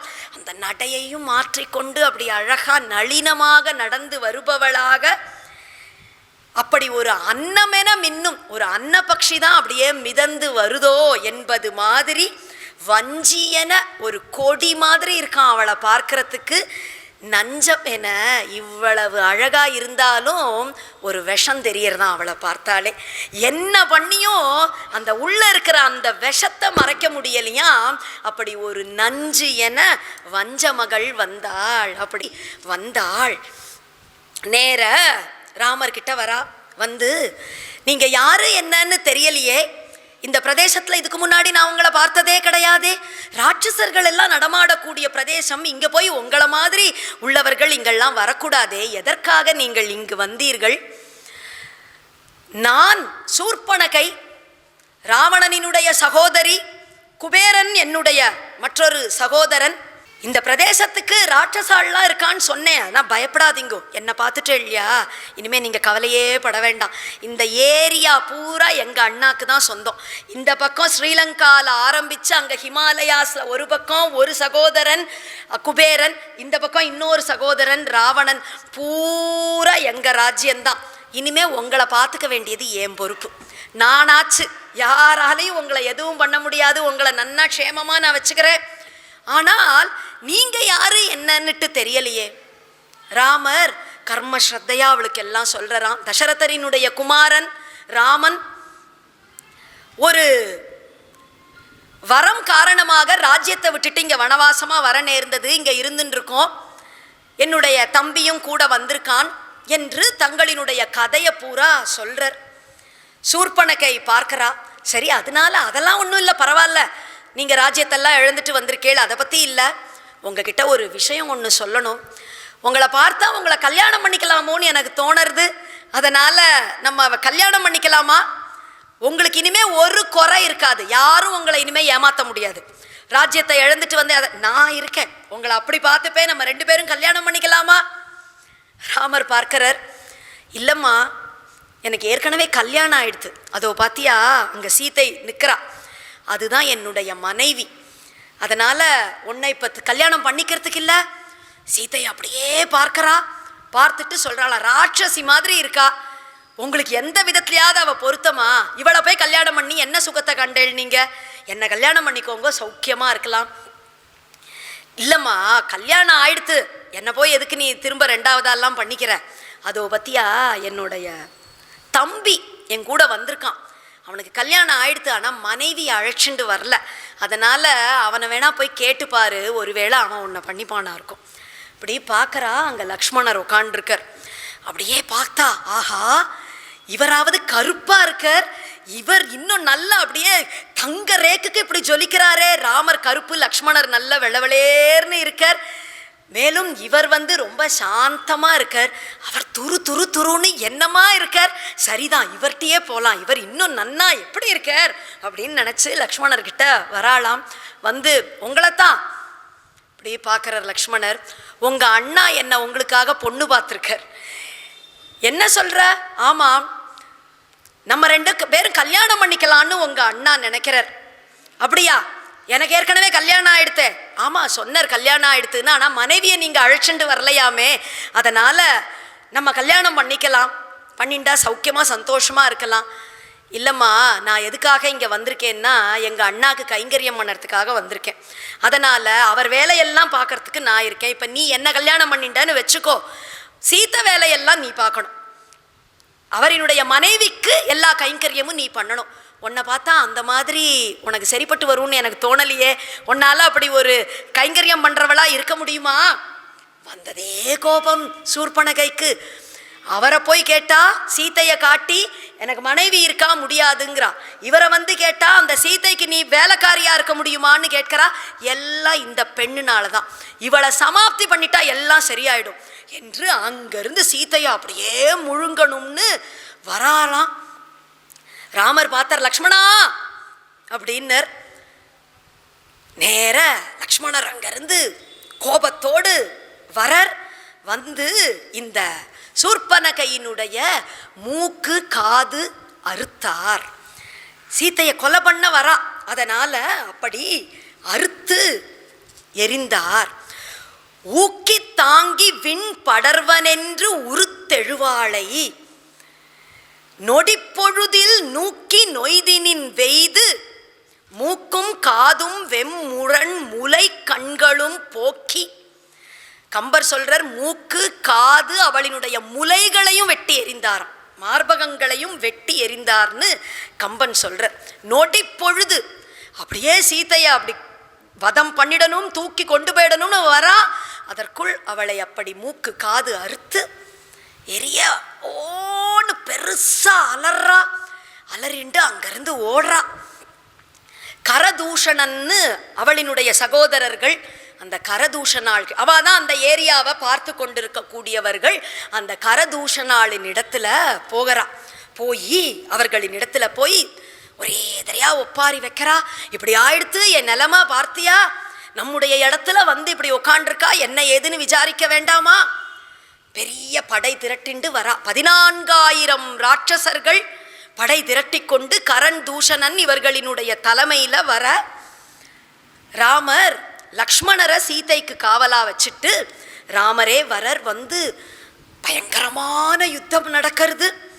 பாகூன் சஹஸ்தாபரணான் உரூன் கரிகரோபமான் சிச்சேத ராமகா சமரே சதசோத சஹஸ்ரஷக ஹயான் காஞ்சன சம்மன் ரதயுக்தான் ச சாரதீன் கஜாம்ஸ்ச ச கஜாரோகான் ச ஹயான் சா தினஸ்ததா. அப்படியே ஒரு முகூர்த்த நேரத்தில் 14,000 ராட்சசர்களையும் தனி ஒரு ஆளாக வதம் செய்தார். அப்படி அந்த வதம் செய்து முடிச்ச உடனே பார்த்தா அந்த இடம் எப்படி இருக்கா, அந்த யுத்த பூமி. பாகூன் ச ஹஸ்தாபரணான், கைகள் எல்லாம், கைகள் அந்த தோல் வளை போட்டுருப்பா இல்லையா, அந்த ஒரு அதோட சேர்ந்து வெட்டுப்பட்டு கைகள் எல்லாம் அப்படியே கடக்காம். தொடைகள் யானையினுடைய கால்களோ என்பது போன்ற அந்த தொடைகள் எல்லாம் அங்கங்க தனித்தனியா அப்படி கடக்காம். எல்லாம் எவ்வளவு, 100 கணக்கில் 1000 கை தனியா கால் தனியா. குதிரைகள் நல்ல தங்கத்தில் அப்படியே அலங்காரங்கள் செய்யப்பட்ட குதிரைகள் எல்லாம் அப்படியே செத்து விழுந்து கிடக்கு. யானைகள், யானை மேல அமர்ந்திருக்கக்கூடிய அந்த வீரர்களோட யானைகள் எல்லாம் ஒரு பக்கம் கடக்க, ரதங்கள் எல்லாம் முறிஞ்சு ஒரு பக்கம் கடக்க, குதிரைகள் எல்லாம் ஒரு பக்கம், எல்லாம் 1000 கணக்கில் அப்படி ஒரு பயங்கரமா அந்த யுத்த பூமி அப்படி இருக்கா. அவ்வளவையும் தனி ஆளா அப்படி சாதிச்சுட்டு திரும்ப வரர். சீதை அப்படியே பயந்துன்னு 14,000 ராட்சசர்களோட யுத்தம் பண்ண இப்படி போயிருக்காரே, என்ன ஆகுமோன்னு இருக்கிறவள் ராமர் அப்படி வந்தவுடன் ஓடி போய் ராமரை போய் அப்படி ஆலிங்கனம் பண்ணிக்கிறாளாம். அவ்வளவு பேரும் பார்க்க அப்படி போய் ஆலிங்கனம் பண்ணிக்கிறா. மேல வாக்கு கொடுத்தார் இல்லையா, ராட்சசர்கள் அவ்வளவு பேரையும் ஒழிப்பேன் அப்படின்னு. இப்ப ஒழிச்சாச்சு. சூர்பனகை பார்க்கிறா, 14,000 ராட்சசர்களையும் தனி ஆளா இப்படி வதம் செய்தாரா. கரண் தூஷணன் எல்லாம் இப்ப போயாச்சு, ஜனஸ்தானமே அழிந்தது. நேர ராவணன் கிட்ட ஓடுறா. என்ன ஆட்சி புரியற நீ, எங்க என்ன நடக்கிறதுன்னுட்டு பார்த்து தெரிஞ்சுக்க வேண்டாமா? ஜனஸ்தானமே நிர்மூலமாயிற்று. கரண் தூஷணன் வதம் செய்யப்பட்டார்கள். 14,000 ராட்சசர்கள் ஒரே ஒரு மனிதனாக ஒரு அப்படியே அழித்து ஒழித்தான். நீங்க சௌக்கியமா உட்காண்டிருக்க, என்ன ஆச்சு, ஏன் இப்படி கத்தற? யார் இந்த கோலம் செய்தா உனக்கு? மூக்கு இருக்கு அறுபட்டு, காது அறுபட்டு அப்படியே போய் நிற்கிறா. எப்படி ஆச்சு, எப்படி ஆச்சாவது? தசரதனினுடைய பிள்ளையாம் ராமன் என்று பெயர். லக்ஷ்மணன்னு கூட ஒரு தம்பி ஜனஸ்தானத்தில் வந்து அங்கே இருந்துருக்கா. அவர்களுக்கு அப்படி ஒரு அழகான ஒரு மனைவி அந்த ராமனுக்கு. தேவஸ்திரீயோ கந்தர்வஸ்திரீயோ யக்ஷஸ்திரீயோன்னு பார்த்தாலே யாரும் சொக்கி போயிடுவா. அவ்வளவு அழகான ஒரு பெண். அவளை பார்த்த உடனே உனக்குன்னா சொந்தமாகணும் இவள் நினச்சி உனக்காக தூக்கின் வரணும்னு நினச்சேன். அப்படியே கதையே மாத்திடுறான். அந்த சீத்தையை உனக்காக தூக்கின்னு வரணும்னு நினைச்சு போனேன், அப்படி போன இடத்துல என் நிலைமை இப்படி ஆயிடுத்து என்று சொல்ல ராவணன் பார்க்கிறான். அந்த ராம லக்ஷ்மணர்களுக்கு ஒரு பாடம் நீ புகட்ட வேண்டாமா? இப்படி ஆக்கிட்டாளே என்ன? அந்த சீத்தையை தூக்கி கொண்டு வந்தால்தான் சரியா இருக்கும், அதோடு அவர்களினுடைய பலம் எல்லாம் போயிடும். அழகா இருக்கான்னு வேற ரொம்ப வர்ணிச்சிட்டாளா ராவணனுக்கு. உடனே சீத்தையை தூக்கி கொண்டு வந்துடலாமே அப்படின்னு அது ரொம்ப பிடிச்சிருக்கு அந்த சொன்னது. சரி கிளம்புறான், சீத்தையை அபகரித்து கொண்டு வந்துடுறது என்று கிளம்பினவன் நேர மாரீச்சனின் இடத்துல போகிறான். மாரீச்சன் தானே அங்கேருந்து தப்பி ஓடி வந்தது முதல்ல அந்த யக்ஞ சம்ரக்ஷணத்தின் பொழுது. ராமன் என்று தசரதனினுடைய குமாரன் வந்திருக்காளாம், அவனினுடைய மனைவியை போய் அபகரித்து கொண்டு வரணும்னு நான் நினைக்கிறேன், வா நீதான் எனக்கு உதவிக்கு வரணும், என் கூட வா. மாரீச்சன் பார்க்குறார், எங்க வேணா போங்கோ, ராமன் இருக்கிற பக்கம் மட்டும் போகவே வேண்டாம். ராம என்ன ராங்கிற எழுத்த கேட்டா கூட எனக்கு கொலை நடுக்கும். நான் கண் கூட பார்த்துருக்கேன் எப்பேற்பட்ட வீரன் அந்த ராமன்னு. சின்ன பையன் 16 வயசு கூட ஆகாத அந்த வயசுலேயே அப்பேற்பட்ட வீரனா அவன் இருந்திருப்பான்னா இப்ப இன்னும் எப்பேற்பட்டவனா இருப்பான். கண்டிப்பாக அந்த ராமனை எதிர்த்து போனால் உயிரோட திரும்பி வர முடியாது. அதனால அவனை எதிர்த்து இப்படி ஒரு காரியம் செய்யணும்னு நினைக்காத. அப்படித்தான் ஏதாவது பண்ணணும்னு நினைக்கிறியா, நீ போ, நான்லாம் உன் கூட வர முடியாது. வந்தா உயிர் போயிடும் ராமன் கையால, வரமாட்டேங்கிற நீ. வரலன்னா இப்பவே உயிர் போகும், உயிரை வாங்கிடுவேனா இருக்கும். என் கையால இப்பவே சாகணுமா இல்லை ஒழுங்கா எங்கூட வந்து அப்புறம் ஒருவேளை சாவியா இல்லையான்னு பார்க்கலாம், என்ன பண்ணலான்னு நினைப்பு. சரி ராவணன் சொன்னா என்ன பண்ண? கிளம்புறான் மாரீச்சன். மாரீச்சனை அழைத்து கொண்டு ராவணன் வர ஒரு மாயமானாக உருவம் எடுத்து மாரீச்சன் அந்த ராமரினுடைய ஆசிரமம் முன்னாடி சஞ்சாரம் பண்றான். அப்படியே அழகான தங்கமான், மரகதத்திலையும் வைடூரியத்திலையும் மாணிக்கத்திலையும் அப்படியே அந்த மானினுடைய புள்ளி மான்ல அந்த புள்ளிகள் எல்லாம் இப்படி ரத்ன கற்களா இருக்கான். அப்படியே துள்ளி துள்ளி துள்ளி குதிச்சு ஓடுறது, அப்படி குதிச்சு ஓடி இப்படி திரும்பி பார்க்கறது சீத்தைய, திரும்ப இங்கிருந்து அங்க ஓடுறது, அங்கிருந்து பார்க்கறது, அங்கேயே இப்படியே சஞ்சாரம் பண்ண சீத்தை பார்க்கறா. ஆஹா, என்ன ஒரு ஆச்சரியமான மான், இவ்வளவு அழகான ஒரு மான் நான் பார்த்ததே இல்லையே, இந்த மானை கொண்டு போகணும், கொண்டு போய் கௌசல்யா அம்மாவுக்கு கொடுக்கணும் அப்படின்னு நினைக்கிறாள். ஆகச்சா ஆகச்ச சீக்கிரம் வை ஆரியபுத்திர சகானுஜஹா. ஆரியபுத்ரா வாங்கோ வாங்கோ, சீக்கிரம் வாங்கோ, இங்க சீக்கிரம் வாங்கோ, லக்ஷ்மணனையும் கூட்டின்னு வாங்கோ. என்ன ஒரு ஆச்சரியம் பார்த்தேளா இந்த மான், சீக்கிரம் வாங்கோ வாங்கோ. எப்படி இருக்கு இந்த மான், எனக்கு வேணுமே, பிடிச்சு தரேளா அப்படின்னு கேட்கிறான். ராமர் பார்க்கிறார், எப்பேற்பட்ட ராஜகுமாரி, ஜனகனினுடைய பெண், தசரதனினுடைய நாட்டு பெண், என்னுடைய தர்ம பத்னி, எல்லா சௌக்கியங்களையும் விட்டுட்டு இப்படி இந்த காட்டில் வந்து இப்படி கஷ்டப்பட்டுன்னு இருக்கா. இருந்து இருந்து ஒரு மானை கேட்குறா எனக்கு வேணும்னு. அதுக்கு என்னம்மா பிடிச்சி தரேன். அவ கையில் வில்ல எடுத்துட்டார், கிளம்புறார். அதுக்குள்ள லக்ஷ்மணன் வரான், கூப்பிட்டா இல்லையா, லக்ஷ்மணன் ஓடி வரான். அண்ணா எங்க கிளம்புறேன்? அந்த மான் பத்தியா, அதை சீதைக்கு பிடிச்சிட்டு வர போறேன், அதுக்கு தான் கிளம்புறேன். அது பார்த்தாலே தெரியலையா, அது ஏதோ ராட்சசனினுடைய மாயை. இந்த மாதிரி பகவானினுடைய சிருஷ்டியில எங்கேயாவது உண்டா? உங்களுக்கு தெரியாதா? தங்கத்துல ஒரு மான், அதுல ரத்ன கற்கள் எல்லாம் பதிச்சு இருக்குன்னா இது மான் இல்ல, இது பின்னாடி போகாதீங்கோ, வேண்டாம். கேட்கல ராமர். என்ன லக்ஷ்மணா, மானா இருந்தா பிடிச்சு கொண்டு வரேன், ராட்சசனா இருந்தா வதம் பண்ணிட்டு வரேன். இருந்து இருந்து இந்த ஒரு ராட்சசனாத்தான் இருந்தா என்ன பண்ணிட முடியும் என்று கிளம்புறாராம்.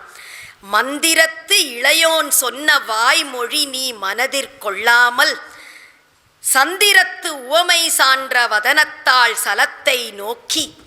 ஐயோ, மந்திரத்து இளையோன் சொன்ன வாய்மொழி மனதில் கொள்ளாமல். இளையோன் அந்த இளைய பெருமாள், அந்த லக்ஷ்மணர் சொன்னாரே போகாதப்பா, இது மாயைன்னு சொன்னாரே, அந்த மந்திரத்தை, அந்த ஒரு அட்வைஸை நீ மனதில் கொள்ளாமல், அதை கேட்காமல், சந்திரத்து உவமை சான்ற வதனத்தாள், சந்திரன் போன்ற முகம் கொண்ட அந்த சீத்தை, அவ எதையோ ஒன்றை பார்த்து மயங்கி கேட்டாங்கிறதுக்காக அவளுக்காக அந்த மான் பின்னால் போய் சிந்தூர பவளச் செவ்வாய் முறுவலன் சிகரச் செவ்வி சுந்தர தோழினான் அம்மானினை தொடரலுற்றான். அப்படியே சிந்தூர பவழச் செவ்வாய், அப்படி ஒரு சிவந்த உதடுகளா இருக்கான் ராமர் உதடுகள். அப்படி பார்த்து சீத்தையை பார்த்து ஒரு சிரிப்பு சிரிச்சுட்டு போகிறாராம். சுந்தர தோழினான், அகன்ற அப்படி ஒரு சுந்தர தோழினான் சீத்தைக்கு. ஏன்னா இன்னும் அந்த ஒரு அசோகவனத்தில் 10 மாதம் இருந்து திரும்ப வர வரைக்கும் இதுதான் கடைசி தர்ஷனம். இப்போதான் ராமரை பார்த்து இனிமேல் ராவணன் தூக்கின்னு போயிட போகிறான். அதனால் அப்படி ஒரு தர்ஷனம் கொடுக்குறாராம். அப்படி ஒரு அழகான சிரிப்பு, அந்த தீர்க்கமான வட்சஸ்தலம், அப்படி ஒரு தர்ஷனம் கொடுத்து மானினை தொடரலுற்றான். கிளம்பி போகிறார். மான் பின்னாடி போகிறார். அந்த மானோ ஆசிரமத்தை விட்டு தள்ளி ரொம்ப தூரம் ராமரை இழுத்துண்டு போகிறது. ஓடுறது, திடீர்னு மறையிறது, திடீர்னு தோன்றது, திடீர்னு இந்த பக்கம் தோன்றது, அங்கே போனால் திடீர்னு அந்த பக்கம் இருக்குது. இப்படியே துரத்தி துரத்தி துரத்தி துரத்தி ரொம்ப தூரம் போக ராமருக்கு தெரிஞ்சிடுறது இது சாதாரண மான் இல்லை, இது ஏதோ ராட்சசனினுடைய மாயை என்று தெரிஞ்சிட மான் மேலே அம்பு போட்டுடுறார். அம்பு போட்டா அம்பு தைத்து கீழே விழறான். அப்படி சாக போறான். ஹா சீதே ஹா லக்ஷ்மணான்னு ராமர் குரல்ல கத்திட்டு கீழே விழுந்து செத்துடுறான். இங்க சீத்தை காதுல விழுறது. ஹா சீதே ஹா லக்ஷ்மணா, லக்ஷ்மணா உங்க அண்ணாவுக்கு ஏதோ ஆபத்து, ஏதோ நம்மளை கூப்பிடுறார் பாரு, சீக்கிரம் போ, என்னன்னு பாரு, போ போ. மன்னி, அண்ணாவை யாராலையும் எதுவும் செய்ய முடியாது, அவருக்கு எந்த ஆபத்தும் நேராது. இது ஏதோ அந்த ராட்சசனினுடைய மாயை. ஏதோ ஒரு ராட்சசன் ராமரை ஏதாவது பண்ணிட முடியுமா? ஒன்றும் ஆகாது, நீங்கள் கவலையே படாதீங்கோ, பேசாம இருங்கோ, இப்போ கொஞ்ச நேரத்தில் திரும்பி வந்துடுவர். இல்லை இல்லை, கிளம்பி போ, உங்களை தனியாக விட்டுட்டு போகக்கூடாது, இப்போ உங்களை ரட்சிக்கிறது தான் முக்கியம், ராமர் அவரை பார்த்துப்பார், கவலைப்படாதீங்கோ. சீத்தை சொல்லிடுறா, உங்க அண்ணாவுக்கு ஏதாவது ஆயிட்டா மேலே என்ன அடையலாம்னு உனக்கு எண்ணமா? அந்த எண்ணத்தில் தான் நீ இருக்கியா அப்படின்னுட்டு கேட்டுடுறா. கேட்டுட துடிச்சு போயிடுறார் லக்ஷ்மணர். அதற்கு மேலே கிளம்பி போயிடுறார். கிளம்பி அவர் ராமரை தேடி போயிட அந்த பக்கம் லக்ஷ்மணர் அப்படி கிளம்பினாரோ இல்லையோ ராவணன் வந்து சேர்ந்துடுறான். ஒரு சந்நியாசி ரூபத்தில் வரான். வந்து சீத்தை கிட்ட வந்து பிக்ஷை கேட்கிறான். சீத்தை அப்படி பிக்ஷை போடுறதுக்குன்னு வரா. வந்தவுடன் தன்னுடைய இதையே சொல்லிக்கிறான். ராவணன் தான் வந்திருக்கேன்னே சொல்கிறான். நான் லங்கையினுடைய அதிபதி ராவணேஸ்வரன், என்னுடைய பெயர், உன்னை என்னோட அழைச்சிட்டு போகலான்னு நான் இருக்கேன்.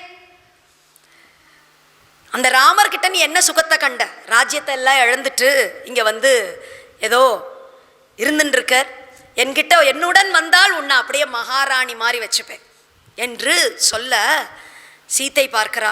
யதந்தரம் சிம்ஹ ஸ்ரீகாலயோகோ யதந்தரம் ஸ்யந்தனிகா சமுத்ரயோகோ யதந்தரம் மத்குமயூரயோரபி தவ ராகவஸ்ய ச. ஒரு சிம்மத்துக்கும் நரிக்கும் எங்கேயாவது உவமை சொல்ல முடியுமா? சிங்கம் எங்கே இருக்குது, ஒரு நரி எங்கே இருக்குது, ஒரு கடல் எங்கே இருக்குது, ஒரு கால் கழுவுற ஒரு சின்ன ஒரு குட்டை எங்கே இருக்குது, ஒரு மயில் எங்கே இருக்குது, ஒரு காக்கா எங்கே இருக்குது. என்னவோ ராமர் ஒன்றும் இல்லை, எனக்கு ஈடாக மாட்டான், எங்கூட வந்துடுன்னு போய் சொல்கிறையே, நீ எந்த விதத்தில் ராமனுக்கு ஈடாவ?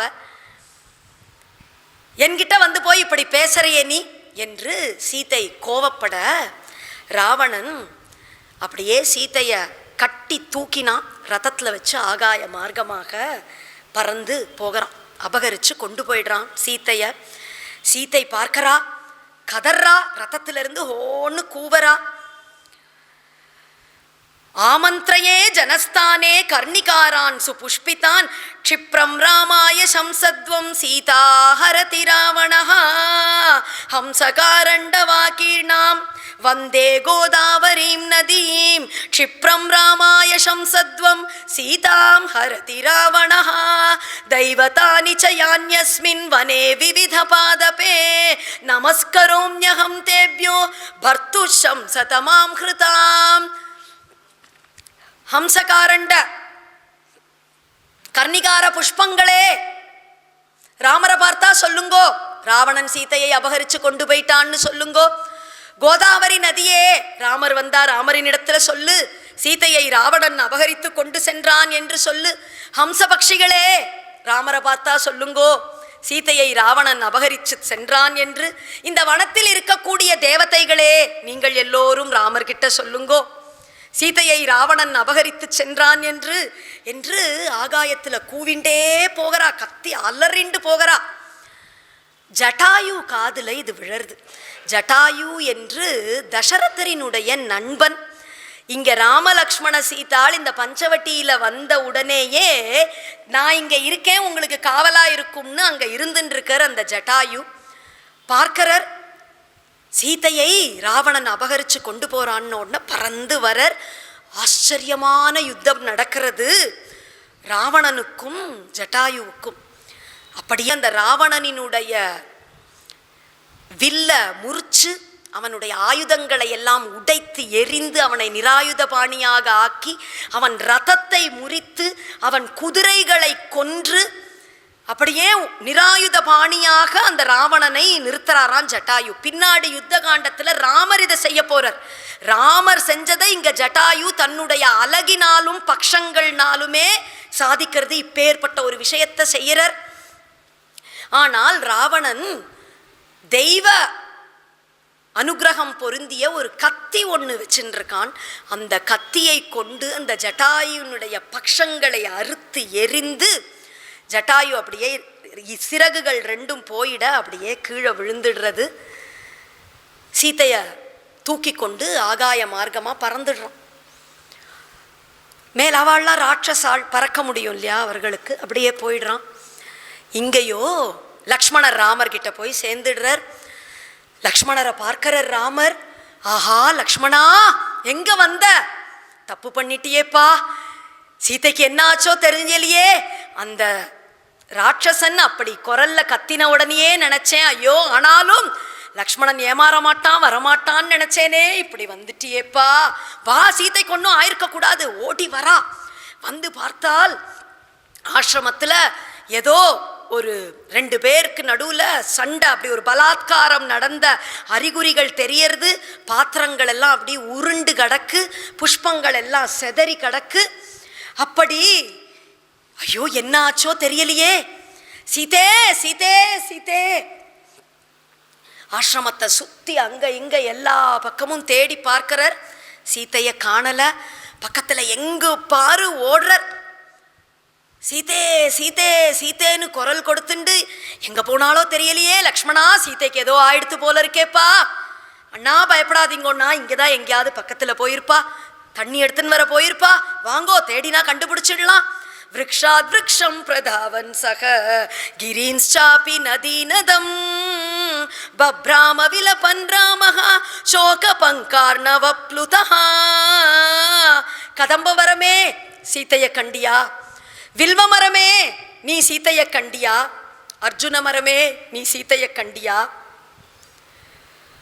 மான்களே நீங்கள் யாராவது சீதைய பார்த்தேளா? மான் கூட்டங்களுக்கு மத்தியில அவளும் ஒரு மான்குட்டி மாதிரி துள்ளி குதித்து ஓடிக்கொண்டிருப்பாளே. நீங்கள் பார்த்தீர்களா அந்த சீதையை? நீங்க பார்த்தேளா எங்கேயாவது? சீதை எங்கன்னு எனக்கு நீங்க யாராவது சொல்லக்கூடாதா? ஒவ்வொரு இடமா எங்கு பாரு ஓடி ஓடி தேடுறார். சீதைய காண கிடைக்கல. மேல சூரிய பகவான பார்த்து கேட்கிறார்.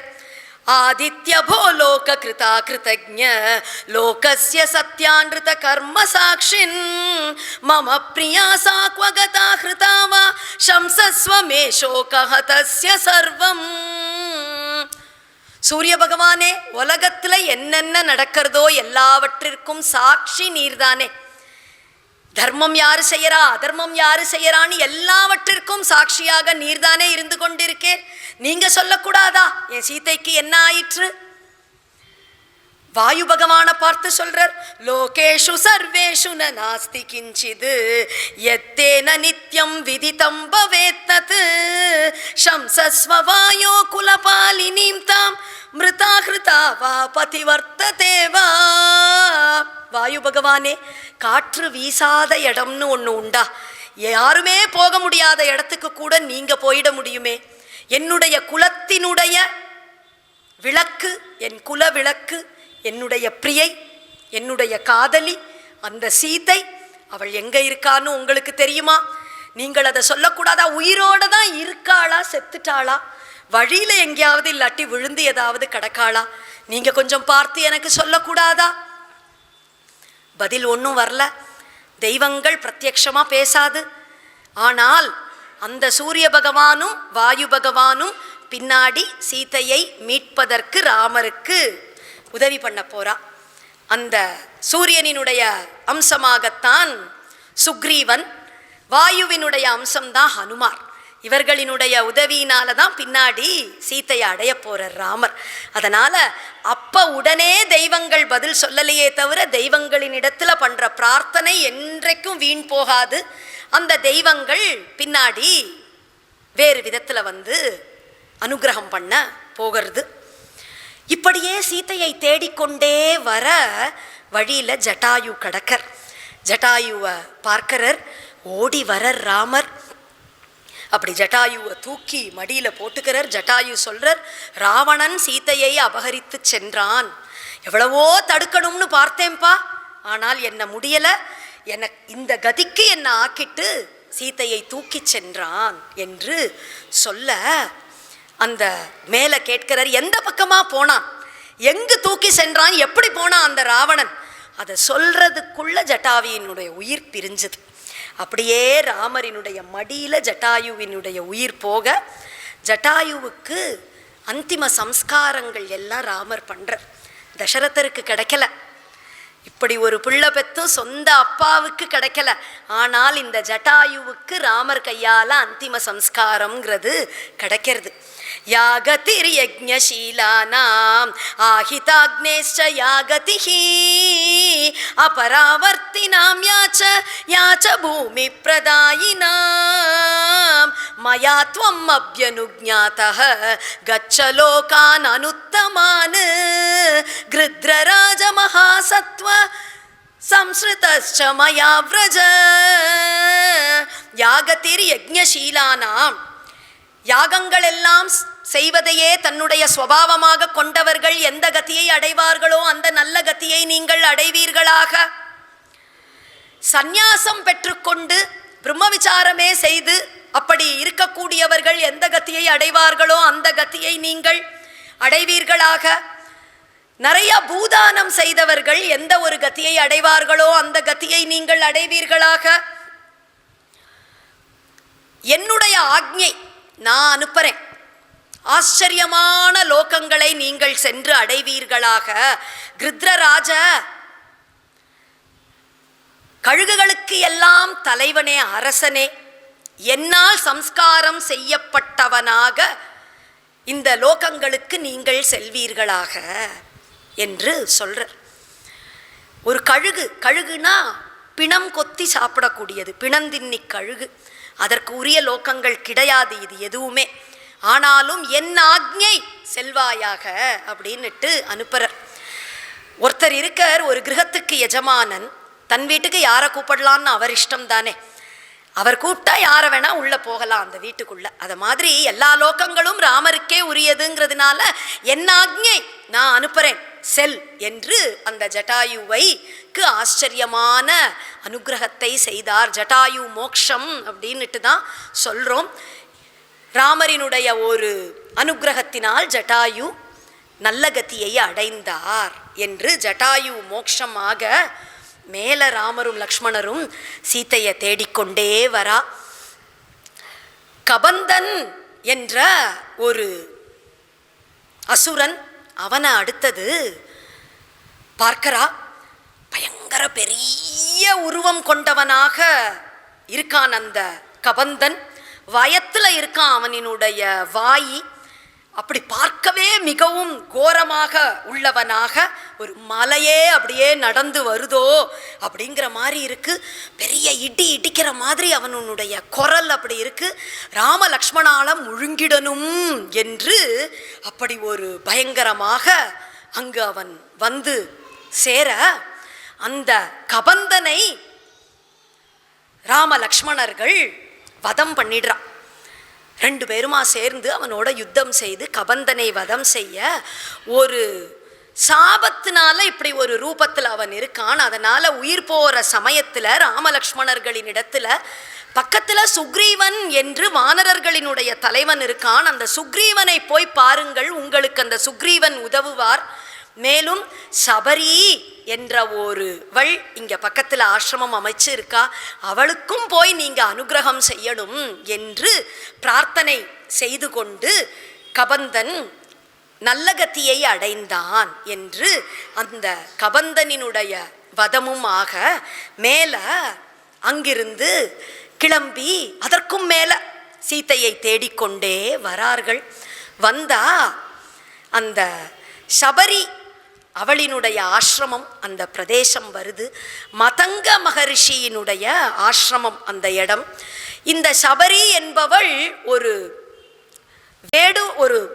வேடுவ ஸ்திரீ, சபர ஜாத்தியை சேர்ந்தவள். அவளுக்குன்னு ஒரு பேர்னு ஒன்றும் கிடையாது, சபரி அப்படின்னுட்டே தான் அவளை சொல்லி இருக்கு. மிருகங்களை எல்லாம் பச்சையா அப்படியே அடிச்சு கொன்று சாப்பிடக்கூடியவள். ஒரு நாளைக்கு ஒரு இடத்துக்கு வந்து பார்த்தால் அழகா முயல்கள் எல்லாம் அப்படியே துள்ளி குதித்து ஓடிக்கொண்டு இருக்கு. மான்கள் எல்லாம் அழகா சஞ்சாரம் பண்ணிட்டு இருக்கு. ஆசையா பார்க்கறா, எவ்வளவு அழகா ரம்யமா இருக்கு இந்த பிரதேசம், ரொம்ப இந்த இடத்துலையே இருக்கணும் போல எனக்கு இருக்கே. அவளுக்கே ஆச்சரியமா இருக்கு. முயலை பார்த்தா உடனே அடிச்சு சாப்பிடணும்னு நினைப்பா, மானை பார்த்தால் அடிச்சு சாப்பிடணும்னு தான் இவளுக்கு தோணும். நமக்கு போய் இவைகளை பார்த்தா எவ்வளவு அழகா இருக்குன்னு ஒரு பிரியம் வருதே, ஏன் இப்படி? மேலும் அப்படியே அங்க பார்த்தால் சிங்கமும் மானும் ஒன்னோட ஒன்று குலாவிக்கொண்டு இருக்கு. பாம்பும் கீரியும் பிரியமா ஒன்னோட ஒன்று பேசின்னு இருக்கு. அப்போ இந்த இடத்துலையே ஏதோ ஒரு விசேஷம் இருக்கு போல இருக்கே.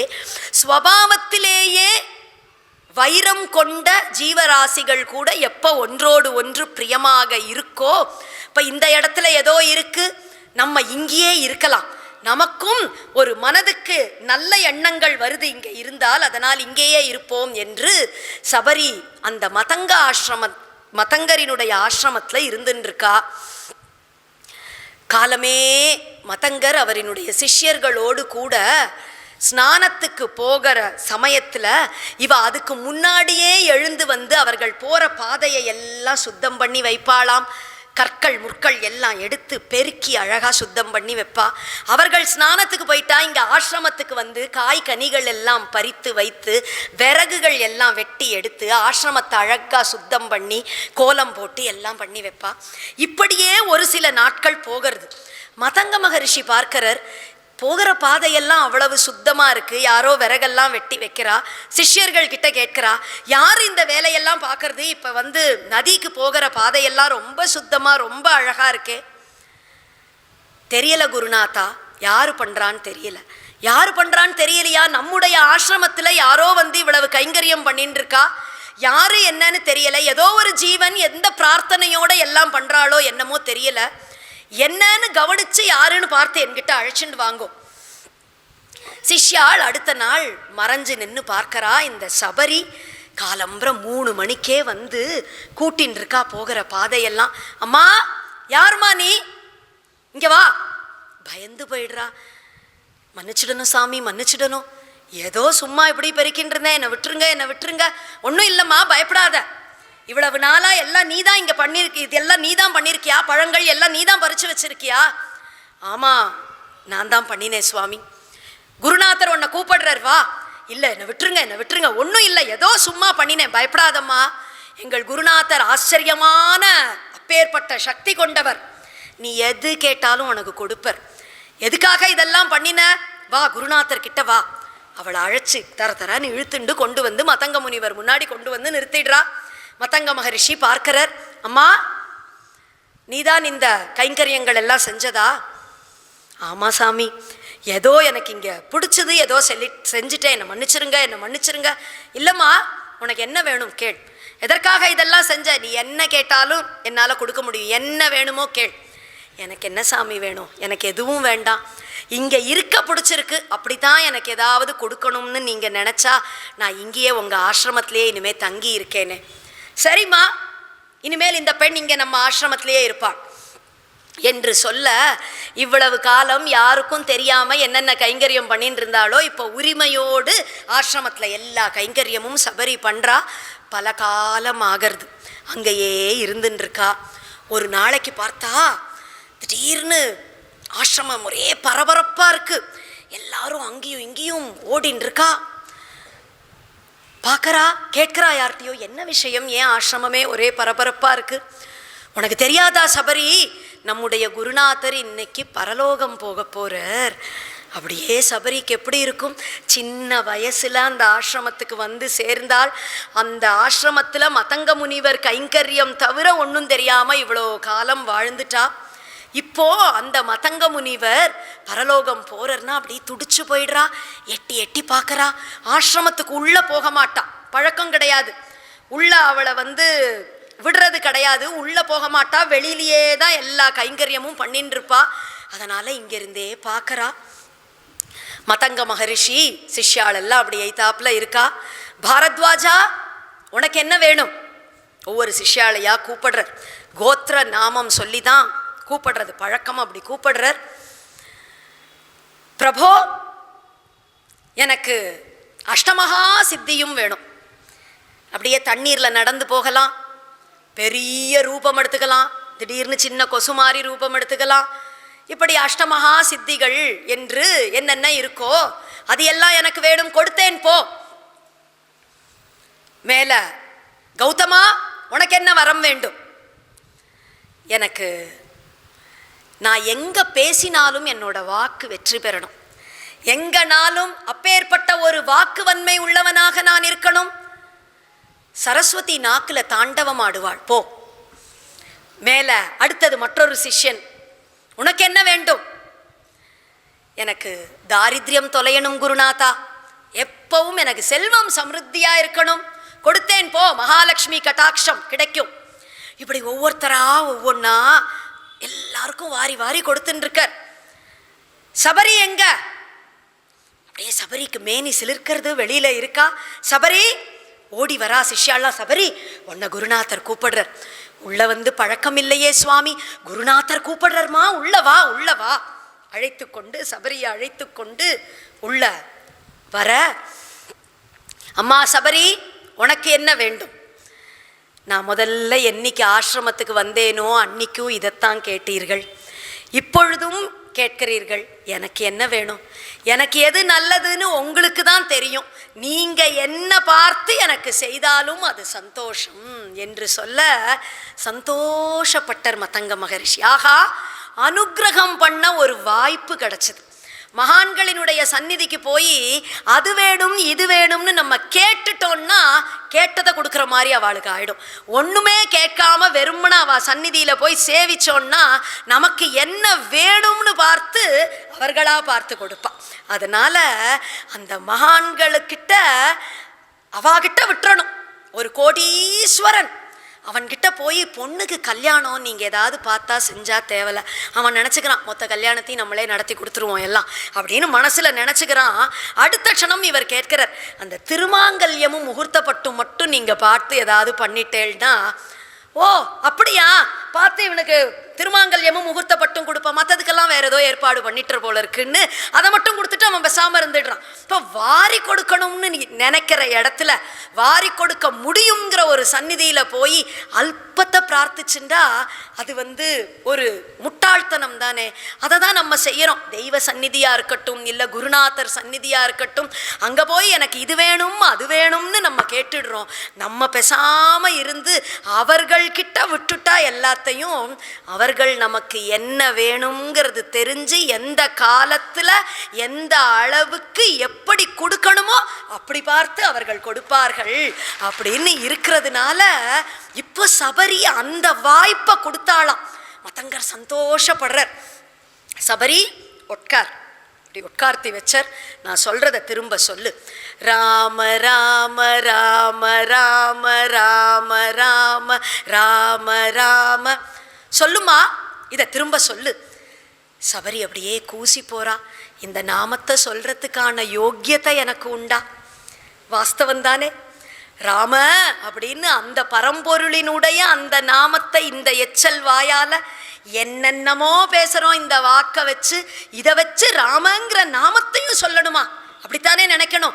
என்னமோ மேடையில் உட்காந்து ராமநாமம் சொல்லுங்கோ ராமநாமம் சொல்லுங்கோன்னு எங்களை மாதிரி இருக்கிறவாளும் நிறையா சொல்லிடுறோம். எல்லாரும் நம்ம ராமநாமம் தான் கத்தின்னு சொல்கிறோம்.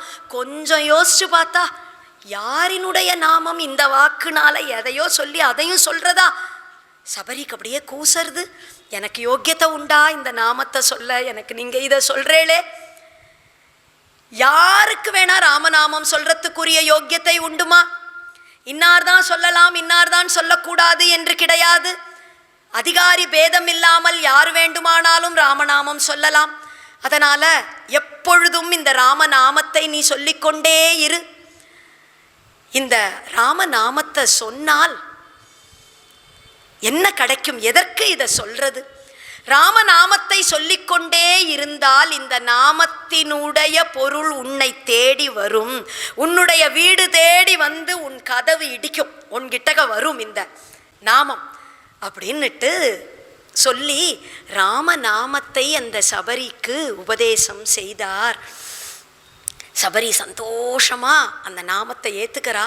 மேல மதங்க மகரிஷி பரலோகம் போயிடுறார். அவர் போயிட மேல ஆசிரமத்தில் உள்ள மற்ற சிஷ்யர்கள் எல்லாம் அவரவர்களினுடைய ஊருக்கு அவரவர்கள் போயிடுறா. அவரவா வேலையை பார்த்துண்டு சபரி மட்டும் அங்கேயே இருக்கா. ராமநாமம் சொல்லிண்டே இருந்தா இந்த நாமத்தினுடைய பொருள் உன்னை தேடி வரும்னு குருநாதர் சொல்லி இருக்காரே, அதனால நம்ம இங்கேயே இருக்கணும் என்று நித்தியம் அழகா ஆசிரமத்தை கூட்டி பெருக்குவா. அழகா முத்து மாதிரி ஒரு விளக்கு ஏற்றி வைப்பா, ஒரு பலகாயை போடுவா, அழகா கோலம் போடுவா, பழங்கள் எல்லாம் பறித்து கொண்டு வந்து வைப்பா. வச்சு ராம ராம ராம ராம ராம ராம ராம ராம ராம ராம ஜபம் பண்ணிகிட்டே இருப்பா. சாயந்தரம் ஆகும். ராமர் வந்திருப்பாரோ? ராமர் வரல. அடுத்த நாள் அதே மாதிரி ஆசிரமத்தை அழகா சுத்தம் பண்ணுவா, காய்கனிகள் எல்லாம் பறித்து வைப்பாள், ஒரு பலகா போட்டு எல்லா ஏற்பாடும் பண்ணுவா. ராமர் வந்தா என்ன இருக்கணுமோ அப்படி ஆசிரமத்தை அழகா வச்சு ராம ராம ராம ராம ராம ராம ராம ராம பூரா ஜபம் பண்ணுவா. அன்றைய பொழுதும் ராமர் வரல. பக்கத்துல இருக்கிற குழந்தைகளை எல்லாம் கூப்பிடுவா. குழந்தைகளா இந்தாங்கோ, பறிச்சு வச்சிருக்கிற பழங்கள் எல்லாத்தையும் எடுத்து குழந்தைகளுக்கு எல்லாம் கொடுப்பா. இப்படியே நித்தியம் ராமநாமம் ஜபம் செய்து கொண்டே இருக்கா. பல காலம் ஆகிறது. ராமர் இன்னும் வந்த பாடு இல்லை. வருடங்கள் ஆயிடுத்து. ராமர் வனவாசமா வந்த ஆரம்பத்துல சபரியினுடைய இந்த ராமநாம ஜபம் ஆரம்பிச்சது. இன்னும் ராமர் வந்த பாடு இல்லை. பார்க்கறா, அப்பா பிரபோ ராமா, எவ்வளவு காலமா நானும் இந்த நாம ஜபத்தை பண்ணின்னு இருக்கேன், ஆனால் இன்றைக்கு வரைக்கும் உன்னுடைய தர்சனம் எனக்கு கிடைக்கல. ஆனால் என் குருநாதரினுடைய வாக்கு இருக்கு, இந்த நாமத்தை சொல்லிக்கொண்டு இரு, இந்த நாமத்தினுடைய பொருள் உன்னை தேடி வரும்னு அவர் எப்ப சொல்லியிருக்காரோ கண்டிப்பா நீ வருவன்னு எனக்கு தெரியும். அதனால ராம நாமத்துல ஒரு சந்தேகமோ இல்ல குரு வாக்குல ஒரு சந்தேகமோ எனக்கு இல்லை. தன்னுடைய ஒரு சக்தியிலையுமே அவளுக்கு சந்தேகம் இல்லை. தன்னையும் நம்பினாள், குரு வார்த்தையையும் நம்பினாள், சொன்ன அந்த ராம நாமத்தையும் நம்பினாள். நம்பிக்கையோட வருஷக்கணக்கா சொல்லின்னு இருக்கா. ஆனால் சரீரத்துல தெம்பு இல்லப்பா. இந்த சரீரம் என்னைக்கு விழுமோ தெரியல. தாமரை இலையில இருக்கக்கூடிய தண்ணீர் துளி அப்படியே எப்போ உருண்டு ஓடும்னு ஒட்டாது, அப்படியே உருண்டு ஓடிடும். அந்த மாதிரி இந்த சரீரத்தை விட்டு என்றைக்கு உயிர் பிரியும்னு சொல்ல முடியலை. எனக்கு வயசாயிடுத்து. இப்போ அப்படி தொண்டு கிழவி ஆயிட்டா சபரி. தோலெல்லாம் சுருங்கி போச்சு. அப்படியே வாக்கு வந்து பல்லெல்லாம் விழுந்தெடுத்து ஸ்பஷ்டமாக வாக்கு இல்லை. அப்படி ஒரு வயசாயிடுத்து. உயிர் போயிடுமோன்னு இருக்கிறாமா. எனக்கு என்ன கர்மயோகம் இருக்கா, பக்தி யோகம் இருக்கா, ஞான யோகம் இருக்கா? எதுவும் இல்லை. எனக்கு என்ன யோக்கியதை இருக்குன்னு பார்க்கறியா? அதனால வந்து எனக்கு தர்சனம் கொடுக்காம இருக்கியா? எனக்கு எந்த யோக்கியத்தையும் இல்லை. ஆனால் குரு வாக்குங்கிற ஒன்று இருக்கு, அவர் சொல்லி இருக்கார், அதுக்காக நீ கண்டிப்பா வருவேன்னு எனக்கு தெரியும்.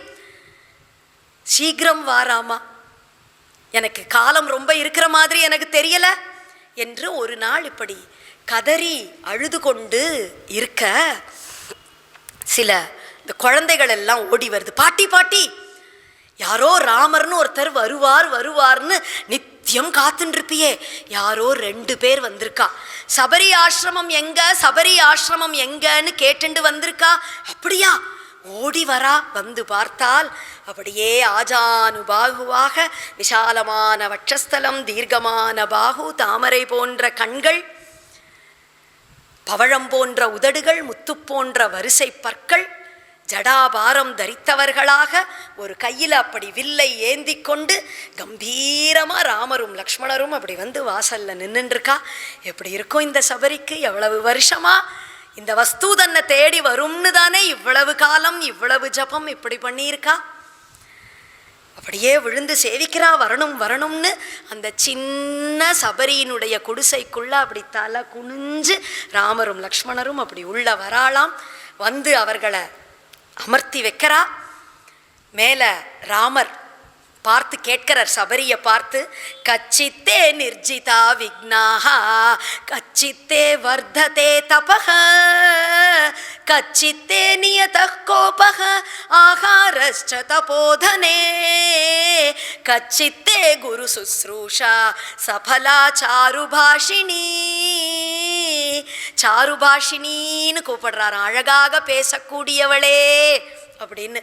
இப்போதான் பல்லு போயிடுத்து, வாக்கு ஸ்பஷ்டமா இல்லை, வயசாயிடுத்து, கிழவி ஆயிட்டான்னோ, அவளை அழகாக பேசக்கூடியவளேன்னு ராமர் கூப்பிடுறாரே அப்படின்னா மேலே பதில் சொல்ல போறா பாருங்கோ, அதில் தெரியும் அவ்வளவு அழகு. அப்படி அவ வார்த்தையில் அந்த அர்த்த புஷ்டியோட இருக்கான், அவ்வளவு அழகா அப்படி பேசக்கூடியவளேன்னு கூப்பிடுறார். கச்சித்தே நிர்ஜிதா விக்னாகா கச்சித்தே வர்ததே தபஹா. உன்னுடைய தபசு நாளுக்கு நாள் வளர்ந்து கொண்டே இருக்கிறதா? உன்னுடைய தபசு விக்னங்கள் இல்லாமல் இருக்கிறதா?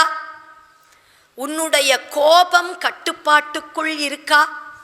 உன்னுடைய ஆகாரம் சரியான நியமத்தோடு எதை சாப்பிடணுமோ அதைத்தான் சரியா சாப்பிட்றையா? உன்னுடைய குரு கைங்கரியம் எப்படி போயின்னு இருக்கு என்று கேட்கிறாராம் சபரியை பார்த்து ராமர். சபரி ஒரு சாதாரண ஒரு வேடுவ பெண், படிப்பறிவே இல்லாதவள் அப்படின்னுட்டு சொன்னோம். அவளை பார்த்து உன்னுடைய தபஸ் நாளுக்கு நாள் வளர்ந்துருக்கா, விக்னம் இல்லாமல் இருக்கா அப்படின்னுட்டு கேட்கிறாரே. என்ன தபஸ் இவ பண்ணினா அப்படின்னா, ராமநாம ஜபம் பண்ணினா இல்லையா, அதுதான் அவளினுடைய தபஸ். குரு வாக்குல ஒரு நம்பிக்கை வச்சா இல்லையா, அந்த குரு பக்தி தான் அவளினுடைய தபஸ். அப்படி அந்த தபஸ் உனக்கு வளர்ந்து கொண்டு இருக்கா. தபஸ் நல்லபடியாக சரியா இருக்கணும்னா அதற்கு கோபம் கட்டுல இருக்கணும். அப்படியே அந்த கொக்கை சுட்டு பொசுக்கிட்டாராம், அதோட தபஸ் எல்லாம் போச்சு. வருஷமா செய்த தபஸ் போயிடும். இப்ப காமம், கோபம், அதுக்கப்புறம் மதம். என்ன மாதிரி யாரு காம கோபத்தை ஜெயித்தவர்கள், அவ்வளவுதான், அடுத்தது தபஸ் போயிடுத்து.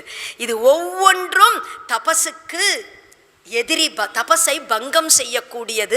அதனால சபரி கிட்ட கேட்கிறார், கோபப்படாம இருக்கியா எல்லார்கிட்டையும்? உன்னுடைய கோபம் உன் வசத்துல இருக்கா?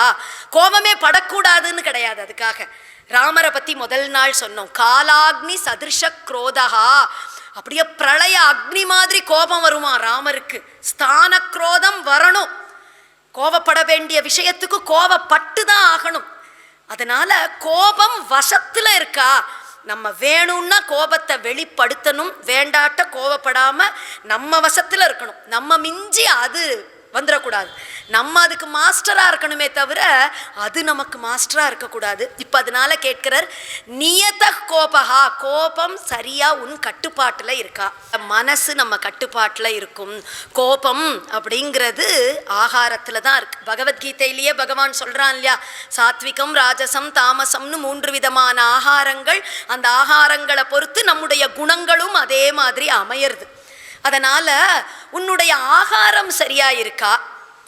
சரி, ஆகாரம் எப்படி சரியா இருக்கணுமே? உடம்புக்கே ஒத்துக்காது, டயபெட்டிஸ்னாலும் அந்த ஒரு ஸ்வீட்டை பார்த்தா நமக்கு சாப்பிடணும் போல தான் இருக்குது. ஃப்ரைட் ஐட்டம்ஸே சாப்பிடக்கூடாதுன்னாலும் கொஞ்சம் இன்னைக்கு ஒரு நாள் ஏதோ கொஞ்சம் சாப்பிட்டுக்கலாமே அப்படின்னு தோணுறது. ஆகார கட்டுப்பாடுங்கிறது இல்லை, சாப்பிடக்கூடாதுங்கிறத சாப்பிட்றோம்னு இல்லாமல் நிறையவே சாப்பிட்றோம். பாபா சொல்லியிருக்க, இன்னைக்கு பாபாவினுடைய ஆராதனை உற்சவம், ஒரு க்ஷணம் அவரை ஸ்மரிச்சுக்கணும். அவர் சொல்றார், இப்போ நம்ம எல்லாரும் நிறையா சாப்பிட்றோங்கிற, எவ்வளவு சாப்பிடணுமோ அதை காட்டிலும் அதிகமாக தான் எல்லாரும் சாப்பிட்டு இருக்கோம். வர வியாதி பூரா குறைச்சி சாப்பிட்றதுனால வர வியாதியே கிடையாது, கூட சாப்பிட்றதுனால விதம் விதமாக வேளை வேளையா காலம்புறம் மத்தியானம் ராத்திரி, அதுக்கு நடுவில் சாயந்தரம், காலம்புறத்துக்கும் மத்தியானத்துக்கும் நடுவில் ஒரு தடவை எத்தனை விதமாக எவ்வளவு சாப்பிட்டுட்டே இருக்கோம். அதுதான் வியாதிக்கெல்லாம் காரணம். பெரியோர்கள் எல்லாம் இவ்வளவுலாம் அந்த காலத்துலலாம் பெரியோர்கள் என்ன, நம்ம தாத்தா பாட்டி இல்லாமல் இப்படி எல்லாமா சாப்பிட்டா, அவர்களினுடைய ஒரு வாழ்க்கை முறை என்ன இப்படியா இருந்தது. அப்போ அந்த ஆகாரங்கிறது தான் நம்மளினுடைய பல கஷ்டங்களுக்கு காரணமாக இருக்கு. ஆனால் நம்மளால் அதை கட்டுப்படுத்த முடியல.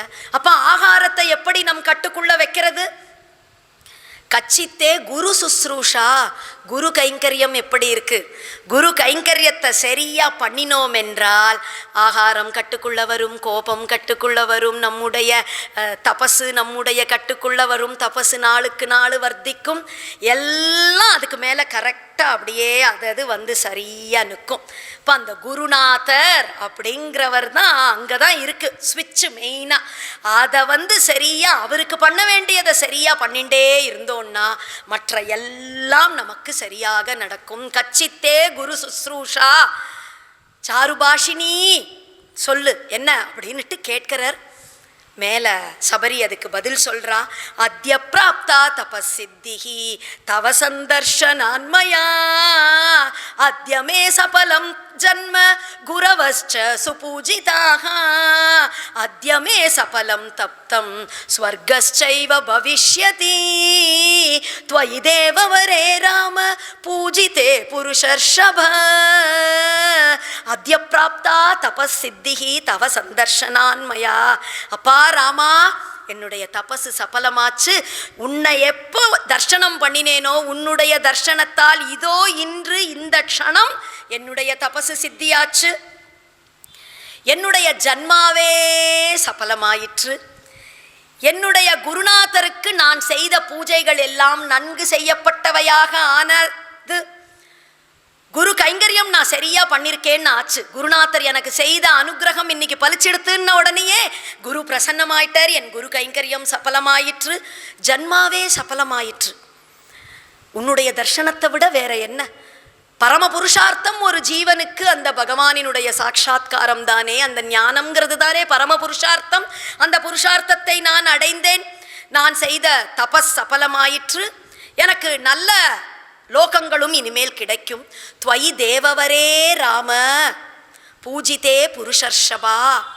ஜீவராசிகளுக்குள் மிகவும் சிரேஷ்டமானவனே, தேவவரே ராம, தேவாதி தேவனே, சாக்ஷாத் அந்த பரம்பொருளே, உனக்கு எப்பொழுது பூஜை செய்தேனோ இந்த க்ஷணமே என்னுடைய ஜன்மாவே சபலமாயிற்று. ராமாயணம் பூரா ராமர தெய்வம்னு புரிஞ்சுண்டவா ரொம்ப கம்மி. ராமரும் தன்னை தெய்வம்னு யாருக்கும் காட்டிக்கல. ராமர தெய்வம்னு அப்படி கொண்டாடினதாக ராமாயணம் பூரா வால்மீகி ராமாயணத்தில் எங்கேயும் பார்க்க முடியாது. இந்த இடத்துல சபரி சொல்றா, தேவவரே ராமான்னு, தேவாதி தேவா. யாருக்கு பயந்து அந்த சூரியன் உதயமாகிறானோ, யாருக்கு பயந்து காற்று வீசுகிறதோ, மிருத்யுர்தாவதி பஞ்சமயிதி, யாருக்கு பயந்து மிருத்யு தேவத்தை ஓடுகிறானோ அந்த சாக்ஷாத் பரம்பொருள் நீ அப்படின்னுட்டு ஒரு சாதாரண ஒரு பெண் ராமரை பார்த்து சொல்றா. அதனால தான் சாருபாஷினின்னு முதல்ல கூப்பிடுறார். தெரியும் அவள் அந்த ஞானம் கொண்டவள், தான் யாருன்னு அவள் புரிஞ்சுன்னு இருக்கா. எப்படிமா இருக்க சபரி அப்படின்னு கேட்ட உடனே, என்னவோப்பா இருக்கேன், காடு வா வாங்கிறது, நாடு போங்கிறது, தள்ளாட்டம் வந்தாச்சு, முடியலை, வயசாயிட்டா இப்படி தானே சொல்கிறோம், அப்படி சொல்லலை அவள். அப்படி என் தப்ப சித்தியாச்சு, அப்படி என் குரு கைங்கரியம் சபலமாச்சு, இப்படி வந்தியேப்பா, உனக்கு பூஜை பண்ண கிடச்சிதே, அவ்வளவு அழகா. அடுத்த க்ஷணம் சரீரத்தை விட்டுட்டு போக போறா. ஐயோ உயிர் போயிடுவோமேன்னு நினைக்கல, அழகா பதில் சொல்றா. அதான் சாருபாஷினின்னு கூப்பிடுறார். அப்படி இப்படி ஒரு ஞானம் இந்த பெண்ணிற்கு எப்படி கிடைச்சது? யாருக்கும் புரியாத ராம தத்துவம் என்பது ராமாயணத்துல இந்த ஒரு சாதாரண ஒரு சபரஜாதி ஸ்திரீக்கு எப்படி கிடைச்சது? அவ என்ன சாஸ்திரங்கள் படிச்சாளா? பெரிய உபனிஷதெல்லாம் படிச்சிட்டாளா? எப்படி கிடைச்சது என்றால் குரு கைங்கரியம், குரு பக்தி, ராமநாம ஜபம். இது அந்த பெண்ணிற்கு இப்பேற்பட்ட ஞானத்தை கொடுத்தது. அப்ப அதுவும் இந்த கலியுகத்துல பகவானினுடைய ஞானம் கைகூடணும்னா நாம சங்கீர்த்தனம் தான் கதி. கலௌ கல்மஷ சித்தானாம் பாபத்ரவ்யோப ஜீவினாம் விதிக்ரியா விஹீனானாம் கதிர் கோவிந்த கீர்த்தனம். கலௌ கல்மஷ சித்தானாம், கலியுகம், கலியுகத்துல யஜ்ஞ யாகங்கள் செய்யணும்னா செய்ய முடியாது, யாகம் முதலிய கிரியைகள் எல்லாம். ஏன்னா அதற்கு வேணுங்கிற திரவியங்களே நமக்கு கிடைக்காது. பசு நெய் உபயோகப்படுத்தணும்னா நமக்கு எந்த பால் வருதுன்னே தெரியல. அந்த பால்ல இருந்து அதுல இருந்து எந்த நெய் எடுத்து வருது, எல்லா யாகத்துக்கும் டின்னா அப்படியே நெய்யை வாங்கி அப்படியே உபயோகப்படுத்துறா. அது பசு நெய்யா என்னன்னு யாரு கண்டா? இல்ல அந்த உபயோகப்படுத்த வேண்டிய அந்த சமித்துக்கள் பெரிய பெரிய கட்டையா அப்படி விறகு கட்டை மாதிரி போட்டு யாகம் பண்றா. இப்படித்தான் சமித்துக்கள் உபயோகப்படுத்தணும்னு இருக்கு. அப்படி சேகரிக்கப்பட்ட சமித்துக்கள் யாகத்துக்கு உபயோகப்படுவது இல்லை. இல்ல செய்து வைக்கக்கூடிய பிராமணர்கள்னா உபவீதம் முதற்கொண்டு இப்படி செய்து அதை போட்டுக்கணும்னு இருக்கு. அவர்களினுடைய தபஸ்ல அவர்கள் இல்லை. அப்போ செய்து வைக்க கூடியவர்கள் செய்யக்கூடிய முறையும் வேதத்தை சரியா புரிஞ்சுண்டு வரிசையா அதுல உள்ளதுபடி இன்றைக்கு செய்யக்கூடியவர்கள் இல்லை. நம்ம சௌகரியத்துக்கு ஏத்த மாதிரி 2 குறைச்சு 2 இங்க கூட்டி அப்படின்னுட்டு பண்ணிட்டு இருக்கோம். அப்ப எல்லாம் நம்ம இஷ்டத்துக்கு கொஞ்சம் அப்படி இப்படி அங்கங்க அட்ஜஸ்ட் பண்ணி கடைசியில பலன் மட்டும் கிடைக்கணும்னா கிடைக்குமா? சமைக்கும் பொழுது இன்னைக்கு இது இல்லை, சரி கொஞ்சம் இந்த உப்பை கம்மியாக போட்டுப்போம், கொஞ்சம் இருக்கிற காய்கறியை வச்சு அட்ஜஸ்ட் பண்ணிப்போம் அப்படின்னு எல்லாத்தையும் அப்படி இப்படி பண்ணால் டேஸ்ட்டும் அந்த அளவு தான் இருக்கும் கடைசியில். அந்த மாதிரி பலன் யாகம்னா நமக்கு ஸ்ரத்தை இருந்தால் கூட ஜனங்களுக்கெல்லாம் ரொம்ப ஸ்ரத்தை இப்பெல்லாம் சொல்லவே கூடாது. அப்படித்தான் பணத்தையும் கொட்டணும்னு நினைக்கிறா, சரீரத்தாலையும் வந்து நிற்கணும்னு நினைக்கிறா ஒரு உற்சவம்னா ஜனங்களுக்கு அவ்வளோ ஸ்ரத்தை இருக்கு. ஆனால் கலியுகத்துல அந்த யாகங்கள் பலன் கொடுக்காது. இல்ல ஒரு தபஸ் புரியணும் அப்படின்னா இந்திரியங்கள் அடங்காது. நம்ம சாப்பிட்ற சாப்பாட்டுக்கே இந்திரியங்கள் என்ன நினைச்சாலும் அடங்காது. அப்போ அலம் விரதைஹி அலம் தீர்த்தைஹி அலம் மகைஹி அலம் ஞான கதாலாபைஹி. போரும் போரும்னு சொல்லுறது, யாகம் பண்ணினது போரும்.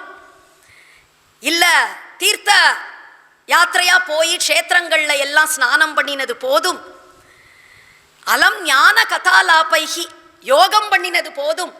அஷ்டாங்க யோகம் இருக்கு இல்லையா, யமம் நியமம் ஆசனம் எல்லாம் பண்றோமே, அது எல்லாம் போதும் போதும் போதும்னு சொல்றது. என்னது இப்படி போய் சொல்றதே, இதெல்லாம் பண்ணக்கூடாதான்னா பண்ணலாம். இந்த கலியுகத்துக்கான சிலபஸ் இல்லை. ஒரு இருக்கு, படிக்கிறோம், ஒரு காலேஜில் போய் 4 வருஷம் படிக்கிறோம், இந்த செமஸ்டருக்கு இதான் சிலபஸ்ன்னு இருக்குது, இந்த சப்ஜெக்டுக்கு இதான் சிலபஸ்ன்னு இருக்குது.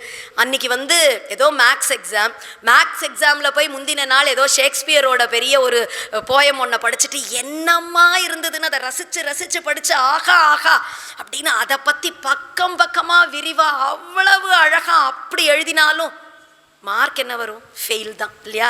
எழுதினது மேக்ஸ் எக்ஸாம், நீ எவ்வளவு பெரிய ஆளா அந்த ஷேக்ஸ்பியரை எழுதினாலும் மார்க் கிடைக்காது. அதை மாதிரி கலியுகத்துக்கான சிலபஸ் நாம சங்கீர்த்தனம். அப்படி இருக்கும் பொழுது இந்த யுகத்துல நான் யாகம் பண்றேன், நான் யோகம் பண்றேன், இல்ல அலம் ஞான கதாலாபைஹி, ஆலாபனம் ததறினான்னு அப்படியே ஆலாபனம் பண்றாளே கச்சேரியில, அந்த மாதிரி இழுக்கிறது தான். நான் எது? நான் பிரம்மம், நான் இந்த சரீரம் இல்லை, நான் ஆத்மஸ்வரூபம், நான் சரீரம் இல்லை ஆத்மஸ்வரூபம்ங்கிற வேதாந்த விசாரம், அது எல்லாம் சொல்லிட்டு வேணா இருக்கலாம், அனுபவத்துல வரணுமே. அது எதுவும் கலியுகத்துல அதுக்கான சூழ்நிலை, உலக சூழ்நிலையும் அனுகூலமா இல்லை. அதற்கான பதார்த்தங்கள், காற்றிலிருந்து தண்ணீர்லேருந்து மாசுபட்டு இருக்கும் பொழுது மனது சுத்தமாக வச்சுக்க முடியாது, நம்ம எவ்வளவு நினைச்சாலும். அப்போ இது எதற்கும் உரிய காலமாக கலியுகம் இல்லாததுனால கலவு நாம சங்கீர்த்தனம், ஒரு சிலபஸ் வச்சானா நாம சங்கீர்த்தனம் அதை செய்ங்கோ. சின்ன குழந்தை, அதுக்கு ஒவ்வொரு வயசுல சின்ன பிறந்த குழந்தைக்கு தாய்ப்பால் கொடுக்குறோம். அதுக்கே ஒரு 1.5 வயசு 2 வயசு ஆறுதுன்னா கொஞ்சம் ஏதோ நல்ல பருப்புஞ்சாதம் குழைவாக பிசைஞ்சு இல்லை இட்லி ஏதோ கொடுக்குறோம். அந்த குழந்தைக்கே 16-17 வயசு ஆறுதுன்னா நல்லா வச்சு சாப்பிட்றான், நல்ல ஆசையாக விதம் விதமாக. திரும்ப ஒரு 60 வயசுன்னு ஆச்சுன்னா சாப்பாடெல்லாம் குறையிறது கொஞ்சம் கொஞ்சமாக. இப்போ வயசுக்கு ஏற்ற மாதிரி அந்தந்த ஸ்டேஜுக்கு இவ்வளவுதான் ஜீரணமாகும்னு சரீரத்தில் இருக்கு இல்லையா? அப்படி கலியுகத்தில் இருக்கக்கூடிய குழந்தைகளாகிய நமக்கு இவ்வளவுதான் ஜீரணமாகும்னு தெரிஞ்சதுனால பகவான் ஒன்றும் பண்ண வேண்டாம்ப்பா, நாமா சொல்லு, ராம ராம ராம ராம ராமன்னு நீ சொல்லு, அந்த நாமாவே உனக்கு எல்லாவற்றையும் பெற்றுத்தரும், அந்த மட்டும் செய். எவ்வளவோ எல்லாரும் பண்ண வெறுமன ராம ராம ராம ராமன்னு சொன்னா எல்லாம் கிடைச்சிடுமா? भज गोविंदम भज गोविंदम गोविंदम भज मूढ़मते संप्राप्ते सन्निहिते काले नहि नहि रक्षति दुःकृङ्करणे भज गोविंदम. ஆதிசங்கரர் சொல்றார், பஜ கோவிந்தம் பஜ கோவிந்தம் பஜ கோவிந்தம் மூடமத்தே, கோவிந்தா கோவிந்தா கோவிந்தா கோவிந்தான்னு சொல்லுடா முட்டாளே அப்படிங்கிறார். ஆஹா, கோவிந்தா கோவிந்தான்னு சொல்லணுங்கிறது சரி, முட்டாளேன்னு கூப்பிட்டுட்டு நான் என்ன முட்டாளா? நான் எவ்வளவு புத்திசாலி, என்னை பார்த்து போய் முட்டாளேன்னு கூப்பிட்டு கோவிந்தான்னு சொல்லுன்னா அப்போ முட்டாள் தானே கோவிந்த நாமம் சொல்லணும். நல்ல புத்திசாலியான எனக்கு நாம சங்கீர்த்தனம்ங்கிறது அப்போ மார்க்கம் இல்லையே அப்படின்னு தானே ஆறுது. இப்படி போய் சொல்றாரே அவர்னா, சம்பிராப்தே சந்நிகிதே காலே நகி நகி ரக்ஷதி டுக்ருங்கரணே. டுக்ருங்கரணேன்னு அந்த தாத்து பாட்டம், கரோத்திங்கிற தாத்து டுக்ருங்கரணேன்னு. நீ பெரிய வியாக்கரண சாஸ்திரம் படிக்கிறேன்னு தாத்து பாட்டம் பூரா நீ மனப்பாடம் பண்ணினாலும் சரி, நீ எவ்வளவு பெரிய பண்டிதனாக நீ என்ன படித்தாலும் சரி, நீ எவ்வளவு பெரிய இன்ஜினியர் ஆயிரு, நீ பெரிய டாக்டர் ஆயிரு, நீ பெரிய சயின்டிஸ்ட் ஆயிரு, நீ அவ்வளவு பெரிய ஆடிட்டர் ஆயிரு, நீ எது வேணா படி, நீ எது படித்தாலும் கோவிந்தான்னு உன் வாக்கில் அந்த நாமா மட்டும் வரலன்னா நீ படித்த முட்டாள் தாண்டா, முட்டாளே. அதுக்கு மேலே உனக்கு இது எதுவும் உபயோகத்துக்கு வராது கடைசி காலத்தில். சம்பிராப்தே சந்நிகிதே காலே பார்த்தோம் இல்லையா ஒரு 2 நாள் முன்னாடி. நீ எவ்வளோ பணக்காரனாயிரு, நீ எவ்வளவு சரீர பலசாலியாயிரு, நீ எவ்வளவு படித்தவனாயிரு, நீ எப்பேற்பட்ட பதவியில் வேணாயிரு, கடைசியில் சாவுன்னு வந்துடுறதே. எங்க இருந்தோ அத்தனை பேரும் அப்படியே எப்படியாவது காப்பாத்துங்கோ டாக்டர், எப்படியாவது காப்பாத்துங்கோ, எங்க இருந்து அமெரிக்கால இருந்து டாக்டர் கூட்டின்னு வாங்கோ, கோடிக்கணக்கில் செலவு பண்றேன், அப்படியே போயிடுறது. அத்தனை பேருக்கும் எப்படியோ டேக்கா கொடுத்துட்டு போயிடுறது இல்லையா? அப்போ அந்த கடைசி காலத்துல எது காப்பாற்றும்னா இன்றைக்கு சொல்ற ராம ராம ராம ராம ராம ராமன்னு என்ன ராமநாமம் சொல்றோமோ, இதோ எந்த ஒரு ராமாயணம் கதை கேட்கிறோமோ, இதுதான் அந்த கடைசி காலத்துல நம்மளை காப்பாற்ற போகிறது. அதனால நாம சங்கீர்த்தனம் பண்ணணும் யாருக்குனாலும், அதுதான் மார்க்கம். எவ்வளவு படித்தவன் எப்படி இருந்தாலும் க்ஷேமமாக இருக்கணும்னு தானே எல்லாரும் நினைக்கிறோம் இல்லையா? எல்லாருக்கும் என்ன ஆசை வாழ்க்கையில்? நான் வாழ்க்கையில் சௌக்கியமாக இருக்கணும், ஏதோ என் குடும்பம் சௌக்கியமாக இருக்கணும், எனக்கு ஒரு பேசிக்காக என்னுடைய நெசசிட்டிஸ் யாரையும் எதிர்பார்க்காம நான் நன்னா இருக்கணும், ஒரு யாருக்கும் இருக்கக்கூடிய நியாயமான ஆசை. அதுக்கு தானே படாத பாடுபட்டு அவ்வளவு உழைச்சி அவ்வளவு கஷ்டப்பட்டு இவ்வளவும் பண்ணுறோம். அப்போ அந்த ஒரு நிம்மதி, அந்த ஒரு சந்தோஷம் வாழ்க்கையில் எப்படி கிடைக்கும் அதுதான் தெரியலை. நம்ம நினச்சிட்டு இருக்கோம் அங்கே ஓடி லட்சக்கணக்கில் சம்பாதித்தா சுகம் கிடைச்சிடுமோ, இல்லை என் குழந்தைகள்னால எனக்கு சுகம் கிடைச்சிடுமோ, என் மனைவியினால எனக்கு சுகம் கிடைத்திடுமோ, என் நண்பர்கள்னால எனக்கு சுகம் கிடைச்சிடுமோ, என் சொத்து சுகத்தினால எனக்கு சுகம் கிடைச்சிடுமோ, எதுனாலையும் கிடைக்காது. பார்த்தாலே தெரியறதே. பணக்காரனும் கஷ்டப்படுறான், ஏழையும் கஷ்டப்படுறான், படித்தவனும் கஷ்டப்படுறான், படிக்காதவனும் கஷ்டப்படுறான், மனைவி இருக்கிறவனும் கஷ்டப்படுறான், மனைவி செத்துட்டாலும் கஷ்டப்படுறான், குழந்தை இருக்கிறவனும் கஷ்டப்படுறான், இருக்கிறவன் கூட கொஞ்சவே கஷ்டப்படுறான், இல்லாதவனும் கஷ்டப்படுறான், எல்லாரும். அப்போ இதனாலெல்லாம் சௌக்கியம்னு இருக்கா? இல்லை. அப்போ சௌக்கியம்ங்கிறது எங்கே இருக்குன்னா உள்ளேருந்து வரணும்.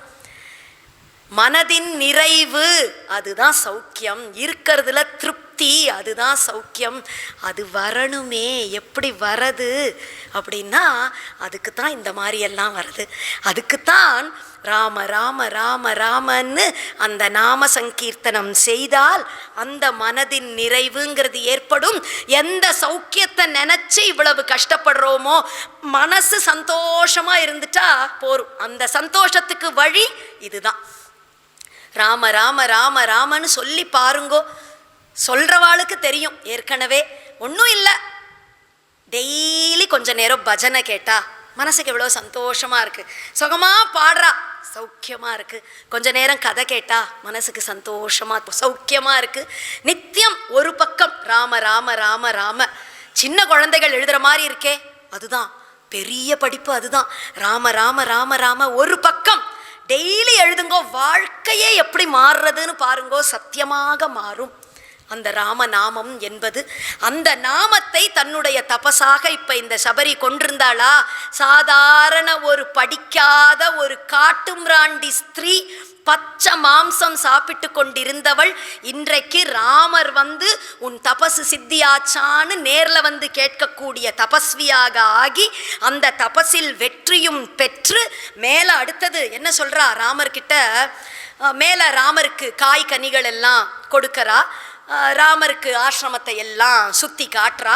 அதற்கப்புறம் ராமர்கிட்ட சொல்றா, அப்பா ராமா, நான் கிளம்பலான்னு இருக்கேன். என்ன கிளம்பலாம்? ராமர் தானே வந்திருக்கார், அவர் தானே கிளம்பணும், இது அவளுடைய ஆசிரமம் தானே அப்படின்னா, இல்லைப்பா நான் கிளம்பலான்னு இருக்கேன். ராமரும் சிரிக்கிறார். அழகா அப்படியே அமர்ந்தாள் பத்மாசனத்தில். யோகாக்னியினால தன்னுடைய சரீரத்தை பஸ்மமாக்கினாள். அப்படியே பஸ்மமாக்கி கிளம்புறாளாம். ஜ்வலத் பாவக சங்காஷா ஸ்வர்கமேவ ஜகாமக திவ்யாபரண சம்யுக்தா திவ்யமால்யானுலேபனா திவ்யாம்பரதரதரா பபூவ பிரியதர்ஷனா விராஜயந்தி தம் தேசம் வித்யுத் சௌதாமணி இவ யத்ர தே சுக்ருதாத்மானோ விஹரந்தி மஹர்ஷயः தத் புண்ணியம் சபரி ஸ்தானம் ஜகாம ஆத்மசமாதினா. அப்படியே தக தக தக தகன்னு ஜொலிக்கக்கூடிய ஒரு விமானம் வந்து அப்படி நிற்கிறது. அந்த விமானத்துல அழகான ஆபரணங்கள் எல்லாம் தளித்தவளாக, அப்படி ஒரு ஆச்சரியமான அலங்காரம் செய்து கொண்டவளாக, அப்படி பெரிய தபஸ்விகள் எல்லாம் எந்த ஒரு ஸ்தானத்தை அடைவார்களோ, சபரியினுடைய குருநாதர் எந்த ஸ்தானத்தை அடைந்தாரோ அந்த ஸ்தானத்தை சபரி தன்னுடைய அந்த ஒரு தபசினால் அடைந்தாள் என்று ராமர் சாட்சியாக ராமர் சந்நிதியில சபரி இந்த பிராகிருத சரீரத்தை விட்டு அப்ராகிருதமான சரீரத்தோடு அப்படியே மேல்லோகம் சென்றாள் என்று சபரி மோக்ஷம் அப்படின்னுட்டு சொல்றோம். ஆச்சரியமான சரித்திரம். நமக்கு வந்து மற்ற அதுவும் நம்மள மாதிரி எல்லோருக்கும் சுலபமாக செய்யக்கூடிய ஒரு மார்க்கத்தை காட்டின சரித்திரம்.